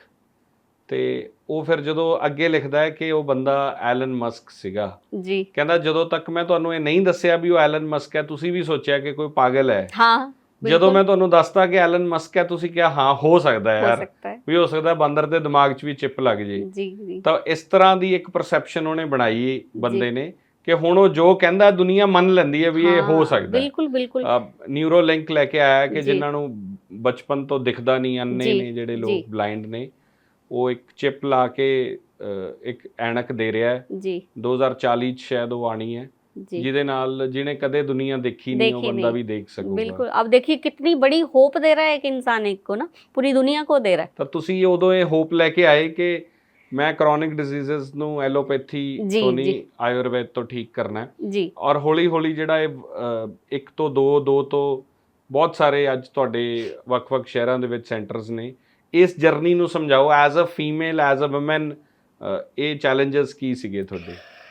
मैं ना जब जॉब करती थी, it was the year of 2010 या 12 के बीच में आई वाज इनटू जॉब, यही लुधियाना में। उस टाइम पे ना मेरे पास एक छोटा सा बच्चा आया, कोई किसी को लेके आया, मेरे ख्याल से वो होगा 4 या 5 साल का या 6-7 साल का, इतनी की एज होगी उसकी। तो उसको वो लेके आए, तो जब वो इतना चल नहीं पा रहा था, वो लेके आए। और उस टाइम पे तो मैं कोई इस लेवल की बहुत बड़ा डॉक्टर भी नहीं थी, ना ही मैं इतने बड़े लेवल पे कोई करती थी, क्योर करती थी, पता नहीं भगवान ने भेजा होगा शायद। तो वो एक पेशेंट मेरा ठीक हुआ था, तो वो उनको आगे से आगे वो उनको लेके आए बच्चे को। वो बच्चा चल नहीं पा रहा था, तो वो बच्चा ना बैठ के घिसट के आया मेरे पास। ये इतने 2010 या 12 के बीच की बात है। तो जब मैंने उस बच्चे को देखा, अच्छा उसके फादर, वो मेरे ख्याल से यूपी बिहार टाइप में जो भी हमारे पास यहाँ पे लेबर जॉब कोई कर रहा होगा, उनका बच्चा था। तो जब मैंने उस बच्चे को देखा तो उन्होंने मुझे बोला कि मैडम मेरे बच्चे को ना बचा लो आप। मैंने कहा क्या हुआ है इसको? तो वो कहते कि मैंने ना दुनिया का कोई हॉस्पिटल नहीं छोड़ा, मतलब मैंने लुधियाना क्या हर हॉस्पिटल में लेके गया, मैं पीजीआई भी लेके गया, मैं इधर भी लेके गया, मैं सारी जगह लेके गया। और सब इसको बुखार आता है और सब इसको ड्रिप चढ़ा देते हैं, और फिर ये उसके बाद ये कहते हैं अब ठीक हो गया तो ले जाओ। तो जैसे 4-5 दिनों बाद ये फिर वैसे ही, अब अच्छा बिल्कुल हेल्दी बच्चा था, खेलता था, कूदता था, पता नहीं क्या हो गया, और अब ये घिसट के चलता है ऐसे। तो जब मैंने उसको प्रॉपरली, मैंने उस बच्चे के ना सारे कपड़े उतरवाए उस टाइम पे, तो मैंने देखा कि चलो मैं देखूं तो सही इसको हुआ क्या, ये क्यों ऐसे ये चल रहा है। तो उसको नोट करते करते ना मैंने उसकी थाई नोट की। एक वो थाई जो थी वो अंदर, मतलब बाहर से देखने में नॉर्मल लग रही थी, लेकिन लाली थी उसमें बहुत ज़्यादा। तो मैंने उनको पूछा कि आपने कोई प्रॉपर इलाज नहीं कराया? कहते हमने तो बड़ी जगह, मतलब मैं पिछले 1 साल से भटक ही रहा हूँ, मेरे पास जितने पैसे थे सब लग गए और कुछ नहीं हुआ, इसका इलाज ही नहीं हुआ। आप यकीन नहीं करोगे, तब मैं आयुर्वेदिक दवाइयाँ बहुत कम देती भी नहीं थी, जस्ट ऐसे ही। तो मैंने उसको फर्स्ट टाइम रेमेडी एक बताई, मैंने कहा देखो इस बच्चे को मैं ठीक कर दूंगी, लेकिन जो मैं बोलूंगी वो तुम करोगे इसको। कहते मैं कुछ भी करूंगा, मैं इसको आप ठीक कर देना। मैंने कहा जो होगा डरना मत उस चीज़ से। तो मैंने उसको बोला कि तुम घर पे ये रेमेडी करके आना। अभी मैं नहीं बताऊंगी क्योंकि खुद ही लग पड़ेंगे लोग करने, वो तो वो मैं चाहती नहीं। मैंने कहा तुम घर पे इसको करना, 7 दिनों के बाद मेरे पास लेकर आना, 7 दिनों के बाद मैं इसको देखूंगी और फिर मैं करूंगी। 7 दिनों के बाद वो मेरे पास लेके आया बच्चे को। 7 दिनों के बाद उस बच्चे को, हालांकि मैं इस तरह के एक्सटर्नल प्रोसीजर नहीं कोई भी करती, लेकिन उस टाइम पे मैंने, जहाँ पे मैं जॉब करती थी, मैंने उसको माइनर सा उसका सर्जरी की बच्चे की। और आप यकीन नहीं करेंगे, मैंने 1.5 लीटर पस निकाली उसकी थाई से। और जैसे वो पस निकलने दो, 1 हफ्ता बाद में वो सारा जख्म सूख गया, उसके बाद वो बच्चा ठीक। तो वो बच्चा मेरे लिए एक बहुत बड़ी इंस्पिरेशन बन गया कि ऐसे कितने लोग हैं जो जिनका राइट डायग्नोसिस नहीं होता और भटकते रहते हैं और इतना लाखों रुपए खराब कर देते हैं। और मैंने तो उससे पैसे भी नहीं लिए, ना ही मेरी कोई कंसल्टेशन चार्जेस थे उस टाइम पे। जो रेमेडी उसने की वो घर पे की, और क्योंकि मैं चैरिटेबल हॉस्पिटल में काम कर रही थी तो वहाँ से मुझे तो कॉटन ही चाहिए थी बस, वो ड्रेनेज करने के लिए बस। तो वो एक सबसे बड़ा सोर्स था कि नहीं, कि मुझे जो नॉलेज है अगर मैं और इसको अप्लाई करूं बाकी लोगों पे भी, और मैं डीपली इस चीज़ में जाऊं, तो ये चीज़ जो है आगे चल के लोगों का बहुत भला करेगी। ਤਾਂ ਗਿਨੀਜ਼ ਵਰਲਡ ਰਿਕਾਰਡ 'ਚ ਤੁਹਾਡਾ ਨਾਮ ਆਉਣਾ ਉੱਥੇ, ਉਹ ਦੇਸ਼ ਦੇ ਲਈ ਵੀ ਇੱਕ ਵੱਡੀ ਗੱਲ ਹੈ, ਤੁਹਾਡੇ ਲਈ ਵੀ ਆਮ ਸ਼ੋਰ ਹੋਊਗੀ जी। ਉਸ ਗੱਲ ਦਾ ਮਾਣ ਕਿੰਨਾ ਹੋਇਆ, खुशी कितनी हुई ਤੁਹਾਨੂੰ? मेरे से ज़्यादा मेरे हस्बैंड को हुई है, क्योंकि सारे एफर्ट्स उन्हीं के हैं। मैं तो पेशेंट देख के ही खुश रहती हूँ। जब पेशेंट देखते हैं, ये सारा क्रेडिट उनका है, सारा हार्डवर्क उनका है। लेकिन जो क्यों किया उसका करने का कारण है एक, क्योंकि जैसे आपने शुरू में कहा पॉडकास्ट में कि बहुत सारे लोग जो हैं वो इसको मतलब ह्यूमिलेट भी करते हैं आयुर्वेद को, नो डाउट करते हैं कि ये तो स्यूडो साइंस है, ऐसे ही है, कोई एविडेंस बेस नहीं है, ये नहीं है, वो नहीं है। तो ये एविडेंस दिलाने के चक्कर में कि no no you can't think in that way, क्योंकि लोगों को अभी, लोगों की विजन उस लेवल पे नहीं हुई ना, लोगों ने अभी ऐसे हॉस्पिटल्स विजिट नहीं किया आयुर्वेद के। अगर करने हो तो उनको जाना चाहिए, उनको साउथ विजिट करना चाहिए, उनको सारा ये गुजरात विजिट करना चाहिए, महाराष्ट्र विजिट करना चाहिए। वहाँ पे तो आयुर्वेद इमरजेंसी हैंडल करता है।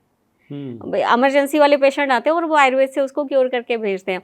और एक तो आई एम श्योर कि आपने भी सुना होगा कि एक कंट्री के जो राष्ट्रपति थे, उनकी बच्ची की विजन लॉस्ट हो गई थी, वो आयुर्वेद के साथ वापस आई है। स्पेसिफाइड हॉस्पिटल है जो आइस पे वर्क करता है, मे बी इन केरला और तमिलनाडु, ऐसी जगह पे है वो साउथ में। तो उस चीज़ को ऑथेंटिसिटी देने के लिए we went in that sort of hard work. तो हमने इस चीज़ को अचीव करने के लिए प्रयास किए कि लोगों को विश्वास हो। देखिए आयुर्वेद एक नुस्खे वाली साइंस नहीं है, नुस्खा इट्स नॉट साइंस, और वो एक अलग से, ठीक है होम रेमेडीज़ हैं, किसी को सूट करती हैं नहीं करती हैं, लेकिन यू कैन नॉट कंपेयर कि नुस्खे is it's evidence based science नहीं बन सकती ना, और हमें बनाना भी नहीं चाहिए। आयुर्वेद एक अलग ही एक डायरेक्शन है, much more equivalent to allopathic we can say. ठीक है, एलोपैथी के अपने एक परसेप्शंस हैं, वो बहुत अच्छा करते हैं इमरजेंसी केयर में या सारी चीज़ों में, लेकिन अगर उनकी लिमिटेशंस हैं then they must cope up with us कि और इसके लिए मेरे ख्याल से दिल्ली में एक बहुत अच्छा हॉस्पिटल है, अभी कोविड के बाद उन्होंने बहुत अच्छे एफर्ट्स लिए, maybe I guess Medanta या ऐसा कुछ शायद, उनके जो ऑनर हैं वो बहुत अच्छे सर्जन हैं, और उनका एक बहुत बड़ा इनिशिएशन है, उन्होंने R&D स्टार्ट की है आयुर्वेद के ऊपर, and he speaks very well about Ayurveda. तो आप ये देखिए इतने बड़े लेवल के अगर डॉक्टर, एलोपैथिक सर्जन, और ये अगर वो प्रेज कर रहे हैं then it must be having something ना। अगर आपको लगता है कि ठीक है मैं तो एंटरप्रेन्योर हूँ कि मुझे तो अपना ही बेनिफिट देखना, अगर आपको ऐसा फील आता है तो आपको वो चीज़ों को भी सोचना चाहिए कि वो क्यों कर रहे हैं, कि because I don't have any connection to them. बिल्कुल ठीक है। Thank you so much doctor Sharda, ਤੁਸੀਂ ਆਖਰ ਦੇ ਵਿੱਚ ਪੇਸ਼ੈਂਟਸ ਲਈ ਕੋਈ ਸੁਨੇਹਾ ਦੇਣਾ ਚਾਹੁੰਦੇ ਹੋ? ਹਜ਼ਾਰਾਂ ਪੇਸ਼ੈਂਟਸ ਤੁਹਾਡੇ ਕੋਲ ਆਉਂਦੇ ਆ, ਮੈਂ ਤਾਂ ਇਹ ਆਸ ਉਮੀਦ ਕਰਦਾ ਕਿ ਲੋਕ ਕਹਿੰਦੇ ਨਾ ਕਿ ਕੰਮ ਵਧਣਾ ਚਾਹੀਦਾ ਹੈ, ਮੈਂ ਕਹਿੰਦਾ ਤੁਹਾਡੇ ਕੋਲ ਤੁਹਾਡੇ ਪੇਸ਼ੈਂਟਸ ਘਟਣੇ ਚਾਹੀਦੇ ਆ, ਜਿੰਨੇ ਘਟਣਗੇ ਉਹਨਾਂ ਪੰਜਾਬ ਤੰਦਰੁਸਤ ਹੋਊਗਾ। ਹਸਪੀਟਲਸ 'ਚ ਪੇਸ਼ੈਂਟ ਨਹੀਂ ਹੋਣੇ ਚਾਹੀਦੇ। जी, मैं एग्जैक्टली ਤੁਹਾਨੂੰ हो सकता है बुरी लगी होवे। नहीं नहीं बिल्कुल नहीं, मैंने आपको जैसे स्टार्ट किया, maybe when we were having personal talks, उस टाइम पे भी मैंने बताया मेरी तो प्रेयर ही यहाँ से स्टार्ट होती है, आई ऑलवेज विश कि मेरे सारे पेशेंट ठीक हो जाए। अब अब इसका बाई प्रोडक्ट क्या है, सारे ठीक हो जाए तो कोई भी नहीं आएगा ना, मतलब वैसा तो वैसा ही हुआ। बट फिर भी ये देखिए, इट्स नॉट कि मेरे फाइनेंसेस यहाँ से चलते हैं, मेरे पास और बिजनेस बहुत है काम करने के लिए। पैसा ਉਹ ਬਾਅਦ 'ਚ ਦੱਸਿਓ ਤੁਸੀਂ ਮੈਨੂੰ ਕੈਮਰੇ ਤੇ। पैसा मोटिव नहीं है। पेशेंट को, एक छोटे बच्चे को ठीक करके, एक बुजुर्ग को जिसको कोई देखना नहीं है, हाँ, मतलब आप ਕਦੇ ये ਇਮੋਸ਼ਨਲ ਹੋ ਜਾਂਦੇ ਹੋ ਤੁਸੀਂ हाँ हाँ patients बहुत ਨੂੰ बार। ਦੇਖ ਕੇ? एक तो मेरे पास बुजुर्ग बाबा जी आए थे, वो इतना गुस्सा कर रहे थे ना, और मैंने लिटरली कुर्सी पे बैठे थे, मैंने पीछे से जाके उनको जफ्फी डाल दिया। मैंने कहा बाबा जी शांत हो जाओ, रश ज्यादा हैगा। ਅੱਛਾ ਗੁੱਸਾ ਹੋ ਤੁਸੀਂ क्यों ਜਾਂਦਾ। गुस्सा हो गए? मैं क्या ਤੁਸੀਂ ਦੱਸ ਰਹੇ ਸੀ ਕਿ ਇੱਕ ਬਜ਼ੁਰਗ ਆਉਂਦੇ ਆ, ਉਹ ਪਾਠ ਕਰਦੇ ਆ ਕਿ ਉੱਥੇ। जी जी, ये देखिए, ये हमारे लिए बहुत बड़ी ब्लेसिंग्स हैं। आज से 4 साल पहले मॉडल टाउन में एक बुजुर्ग हमारे पास आते थे, बाबा जी, मुझे नाम नहीं ज़्यादा याद नहीं रहते, नानक सर। वो जाते थे वहाँ, पूजा पाठ करते थे अपना जो भी है। उसके बाद वो किसी बीमारी के साथ हमारे पास आ रहे, शायद घुटनों की दवाई ले रहे थे, तो 1 से 2 साल वो लगातार आते रहे। लेकिन जिस दिन पहले दिन आए ना, उन्होंने पहले दिन ही कह दिया था कि बेटा बीबा मेरे को ना पैसे नहीं हैगे ਤੁਹਾਨੂੰ ਦੇਣ ਲਈ। मैं क्या कोई गल नहीं बाबा जी, ਇਹਦੇ 'ਚ ਕੀ हो गया। और आप यकीन नहीं करोगे, उस टाइम पे हमारी ओपीडी भी पता नहीं 10 15 20 पेशेंट की ओपीडी होती थी। मैं क्या कोई गल नहीं बाबा जी, ਇਹਦੇ 'ਚ ਕੋਈ ਇਦਾਂ ਦੀ ਕੋਈ ਗੱਲ ਨਹੀਂ ਹੈਗੀ, ਤੁਸੀਂ ਕਹਿੰਦੇ ਪਰ ਮੈਂ ਫ੍ਰੀ ਵੀ ਨਹੀਂ ਲੈਣੀ। ਮੈਂ ਕਿਹਾ ਦੱਸੋ ਫਿਰ ਆਪਾਂ ਕੀ ਕਰ ਸਕਦੇ ਨਾ। ਕਿ ਕਹਿੰਦੇ ਠੀਕ ਹੈ, ਮੈਂ ਨਾ ਤੁਸੀਂ ਦਵਾਈ ਮੈਨੂੰ ਦੇ ਦਿਓ ਤੇ ਮੈਂ ਇੱਥੇ ਬੈਠ ਕੇ ਫਿਰ ਘੰਟਾ ਪਾਠ ਕਰਕੇ ਜਾਊਂਗਾ। ਮੈਂ ਕਿਹਾ ਠੀਕ ਹੈ, ਤੁਹਾਡੀ ਇੱਛਾ ਹੈਗੀ। ਉਹ ਬਾਬਾ ਜੀ ਨੇ ਜਦੋਂ ਜਦੋਂ ਆਣਾ, ਉਹਨਾਂ ਨੇ ਦਵਾਈ ਲੈਣੀ, ਉਹਨਾਂ ਨੇ ਘੰਟਾ ਬੈਠ ਕੇ ਉੱਥੇ पूरा सिमरन करके जाना। तो मैं हैरान हूँ कि हमने ऐसी ब्लेसिंग के साथ बहुत मल्टीप्लाई किया है। बहुत बड़ी ब्लेसिंग और ये मेरे लिए नहीं, मेरे काफ़ी डॉक्टर्स ऐसे हैं जो मेरे पास जॉब करते हैं, बट स्टिल कई बार उनको लगता है ना कि कोई गरीब आ रहा है या पेशेंट या जिसको हेल्प करनी चाहिए, वो मुझे बिना बताए वो खुद की सैलरी से उसके एक्सपेंसेस देते हैं। It's a big blessing for us. और इससे ज़्यादा खुशी की कोई बात मतलब मेरे लिए तो पूरे होल यूनिवर्स में नहीं है कि कोई पेशेंट ठीक होकर जाए। मेरे लिए यही सबसे बड़ी, I am always in a blissful state कि मैं इस पैथी में आई और इसके साथ पेशेंट ठीक हो रहे हैं, और हो रहे हैं तो ठीक है। मेरे लिए सबसे मतलब पुण्य वाली वही बात है कि ਤੁਹਾਡਾ ਆਈਡਲ ਕੌਣ ਹੈ ਜ਼ਿੰਦਗੀ 'ਚ? किस चीज़ को लेके? बहुत सारे हैं ऐसे तो। ਤੁਹਾਡੀ ਜ਼ਿੰਦਗੀ ਦਾ ਇੱਕ ਵਿਅਕਤੀ ਹੁੰਦਾ ਨਾ ਕਿ ਜਿਹਨੂੰ ਦੇਖ ਕੇ ਤੁਸੀਂ ਇਨਸਪਾਇਰ ਹੁੰਦੇ ਹੋ, ਜਾਂ ਜਿਹਦੇ ਬਾਰੇ ਸੋਚ ਕੇ ਹਮੇਸ਼ਾ ਜ਼ਿੰਦਗੀ 'ਚ, ਜਿਵੇਂ ਮੈਂ ਕਹਿੰਦਾ ਕਿ ਮੇਰੀ ਮਾਂ ਮੇਰੀ ਆਈਡਲ ਹੈ। ਮੈਂ ਜਦੋਂ ਵੀ ਕਦੇ ਕੁਝ ਵੀ ਜੇ ਮੈਂ ਪਰੇਸ਼ਾਨ ਆ ਤਾਂ ਮੈਂ ਇਹ ਸੋਚਦਾ ਕਿ ਮੇਰੀ ਮਾਂ ਨੇ ਕਿੰਨਾ ਕੁਝ ਝੱਲਿਆ, ਫਿਰ ਵੀ ਉਹ ਸਰਵਾਈਵ ਕੀਤੀ ਤਾਂ ਮੈਨੂੰ ਤਾਕਤ ਆਉਂਦੀ ਹੈ ਜੀ। ਜੇ ਮੈਂ ਬਹੁਤ ਜ਼ਿਆਦਾ ਖੁਸ਼ ਹਾਂ ਤਾਂ ਮੈਂ ਦੇਖਦਾ ਕਿ ਉਹ ਖੁਸ਼ੀ 'ਚ ਨਾ ਬਹੁਤ ਕਾਮ ਰਹਿੰਦੇ ਆ, ਜ਼ਿਆਦਾ ਐਕਸਪ੍ਰੈਸ ਨਹੀਂ ਕਰਦੇ, ਫਿਰ ਮੈਂ ਆਪਦੇ ਆਪ ਨੂੰ ਥੋੜਾ ਢਿੱਲਾ ਕਰਦਾ। ਤਾਂ ਉਵੇਂ ਤੁਸੀਂ ਇੱਕ ਪਰਸਨ ਤੁਹਾਡੀ ਜ਼ਿੰਦਗੀ ਦਾ। फिर एक नहीं है, मेरे पास तो बहुत सारे हैं। मैंने हर कुछ चीज़ें हर किसी से सीखी हैं। जब मैं जॉब करती थी तो मेरे जो वहाँ पे डायरेक्टर थे, he was DIG in army, retire थे, तो उन्होंने बाद में वो हमारा हॉस्पिटल को पूरा लीड कर रहे थे। तो जब मैं जॉब करती थी तो कई बार जॉब करने वाले एम्प्लॉयज़ की मेंटालिटी होती है, उनको फालतू में गुस्सा आता है। तो हमें ये उस टाइम पे ये सोचती कि ये तो कुछ भी नहीं करते, गाड़ी में बैठ के आते हैं, 2 घंटे बैठते हैं, चले जाते हैं, कुछ भी नहीं करते, and he is earning and he is having all that facilities like driver, car, ये वो सो। पर उनसे जो मैंने चीज़ देखी और सीखी, शायद मुझे लगता है कि मुझे MBA वाले नहीं सिखा पाएंगे जो मैंने एडमिनिस्ट्रेशन वहाँ से सीखा, कि वो किस तरह से वो उस चीज़ को, उनका नाम है DIG सुदर्शन शर्मा, अब वो दुनिया में नहीं है, श्री शांता कुमार जी के ब्रदर थे। तो उन्होंने मुझे एडमिनिस्ट्रेशन बहुत स्ट्रांगली सिखाया। उसके बाद अगर मैं बात करूं कि मैंने आयुर्वेद ज़्यादा कहाँ से सीखा, तो मैंने अपनी दादी से सीखा, क्योंकि उनको हर्ब्स का बड़ा शौक था। वो शी वॉज अस्थमेटिक, तो हम जंगल में जाके हिमाचल में बनक्शा नाम की जड़ी बूटी मिलती है, तो हम वहाँ से लेके आते थे। तो she use to prepare different type of decoctions, बुखार हो गया ये ले लो, ये हो गया ये ले लो, तो उसके साथ ही हम लोग ठीक हो जाते थे, क्योंकि इतने साल पुरानी बात है, तो वहाँ पे उस लेवल की फैसिलिटीज़ नहीं थी हम लोगों के पास पहाड़ों में। अब अगर आगे चले जाएं बिजनेस पे देखें, तो देखिए मैं ऐसी इंसान हूँ, मैं हर किसी से सीख लेती हूँ। अब आपको ये भी नहीं पता होगा कि शायद आपसे क्या सीख लिया ऐसे मैंने नरेंद्र मोदी हैं, उनसे बहुत कुछ सीखा, एलन मस्क से बहुत कुछ सीखा कि कुछ भी सोचो और उसको कर दो। और सबसे बड़े आइडल अगर बिजनेस के बारे में आप मुझसे जानना चाहें तो रतन टाटा जी हैं। कि मुझे ये लगता है, मुझे हमेशा उनकी एक कोट हमेशा याद रहती है कि कोई बात नहीं, कोई भी डिसीजन ले लिया ना, डिसीजन गलत और अच्छा नहीं होता, बस ले लिया, अब उसको सही करके दिखाओ। क्योंकि जब इंडिया में उनके जो दादाजी थे श्री जमशेद जी, इंडियन आर्मी में बहुत साल पुरानी बात है, जब बीमारी फैल गई थी तो उन्होंने सबसे पहले जो सोप है उन्होंने इंट्रोड्यूस किया था। मुझे साबुन का नाम नहीं याद आ रहा, लेकिन सोप इंडस्ट्री जो लेकर आए, और वो यही कि इन्फेक्शन के कारण काफ़ी जवान मारे गए थे, तो उस टाइम पे उन्होंने इनिशिएशन लिया। उसके बाद रतन टाटा जी का हमेशा यही फिलॉसफी रही है कि जो मेरा कंज्यूमर है, मतलब जिसको मैं जो चीज़ दे रहा हूँ, बेच रहा हूँ, या मैं फैसिलिटी दे रहा हूँ, या मैं सर्विस दे रहा हूँ, सबसे पहले सेटिस्फाई वो होना चाहिए। उसके बाद हमारी बारी है, उसके बाद मेरी टीम की बारी है, लास्ट में मेरी बारी है। तो सेम मेरे साथ भी ऐसा ही है। ਡਾਕਟਰ ਸ਼ਾਰਦਾ, ਬਹੁਤ ਧੰਨਵਾਦ, ਤੁਸੀਂ ਆਏ, ਬਹੁਤ ਜੀ। ਪਿਆਰੀਆਂ ਗੱਲਾਂ ਕੀਤੀਆਂ, ਤੁਸੀਂ ਬਹੁਤ ਸਿਖਾਇਆ ਅੱਜ। ਮੈਂ ਸ਼ੁਰੂ 'ਚ ਕਿਹਾ ਸੀਗਾ ਕਿ ਤੁਹਾਡੀ ਇਸ ਗੱਲਬਾਤ ਤੋਂ ਅਸੀਂ ਬਿਜ਼ਨਸ ਬਾਰੇ ਸਿੱਖਾਂਗੇ, ਅਸੀਂ ਹੈਲਥ ਬਾਰੇ ਸਿੱਖਾਂਗੇ, ਮੈਡੀਕਲ ਲਾਈਨ ਬਾਰੇ ਸਿੱਖਾਂਗੇ, ਔਰ ਤੁਹਾਡੇ ਨਿੱਜੀ ਤਜਰਬੇ ਵੀ ਜਿਹੜੇ ਆ ਬਹੁਤ ਕਮਾਲ ਸੀ। ਉਮੀਦ ਕਰਦੇ ਹਾਂ ਕਿ ਲੋਕਾਂ ਨੂੰ, ਸਾਡੇ ਸੁਣਨ ਵਾਲਿਆਂ ਨੂੰ, ਸਰੋਤਿਆਂ ਨੂੰ ਤੁਹਾਡੀਆਂ ਇਹ ਗੱਲਾਂ ਤੋਂ ਬਹੁਤ ਕੁਝ ਪ੍ਰੇਰਨਾ ਮਿਲੂਗੀ, ਜੀ। ਔਰ ਤੁਹਾਡੀ ਸੇਵਾਵਾਂ ਉਹ ਲੈਂਦੇ ਰਹਿਣਗੇ। ਜੀ। Thank you so much. Thank you so much. Thank you so much.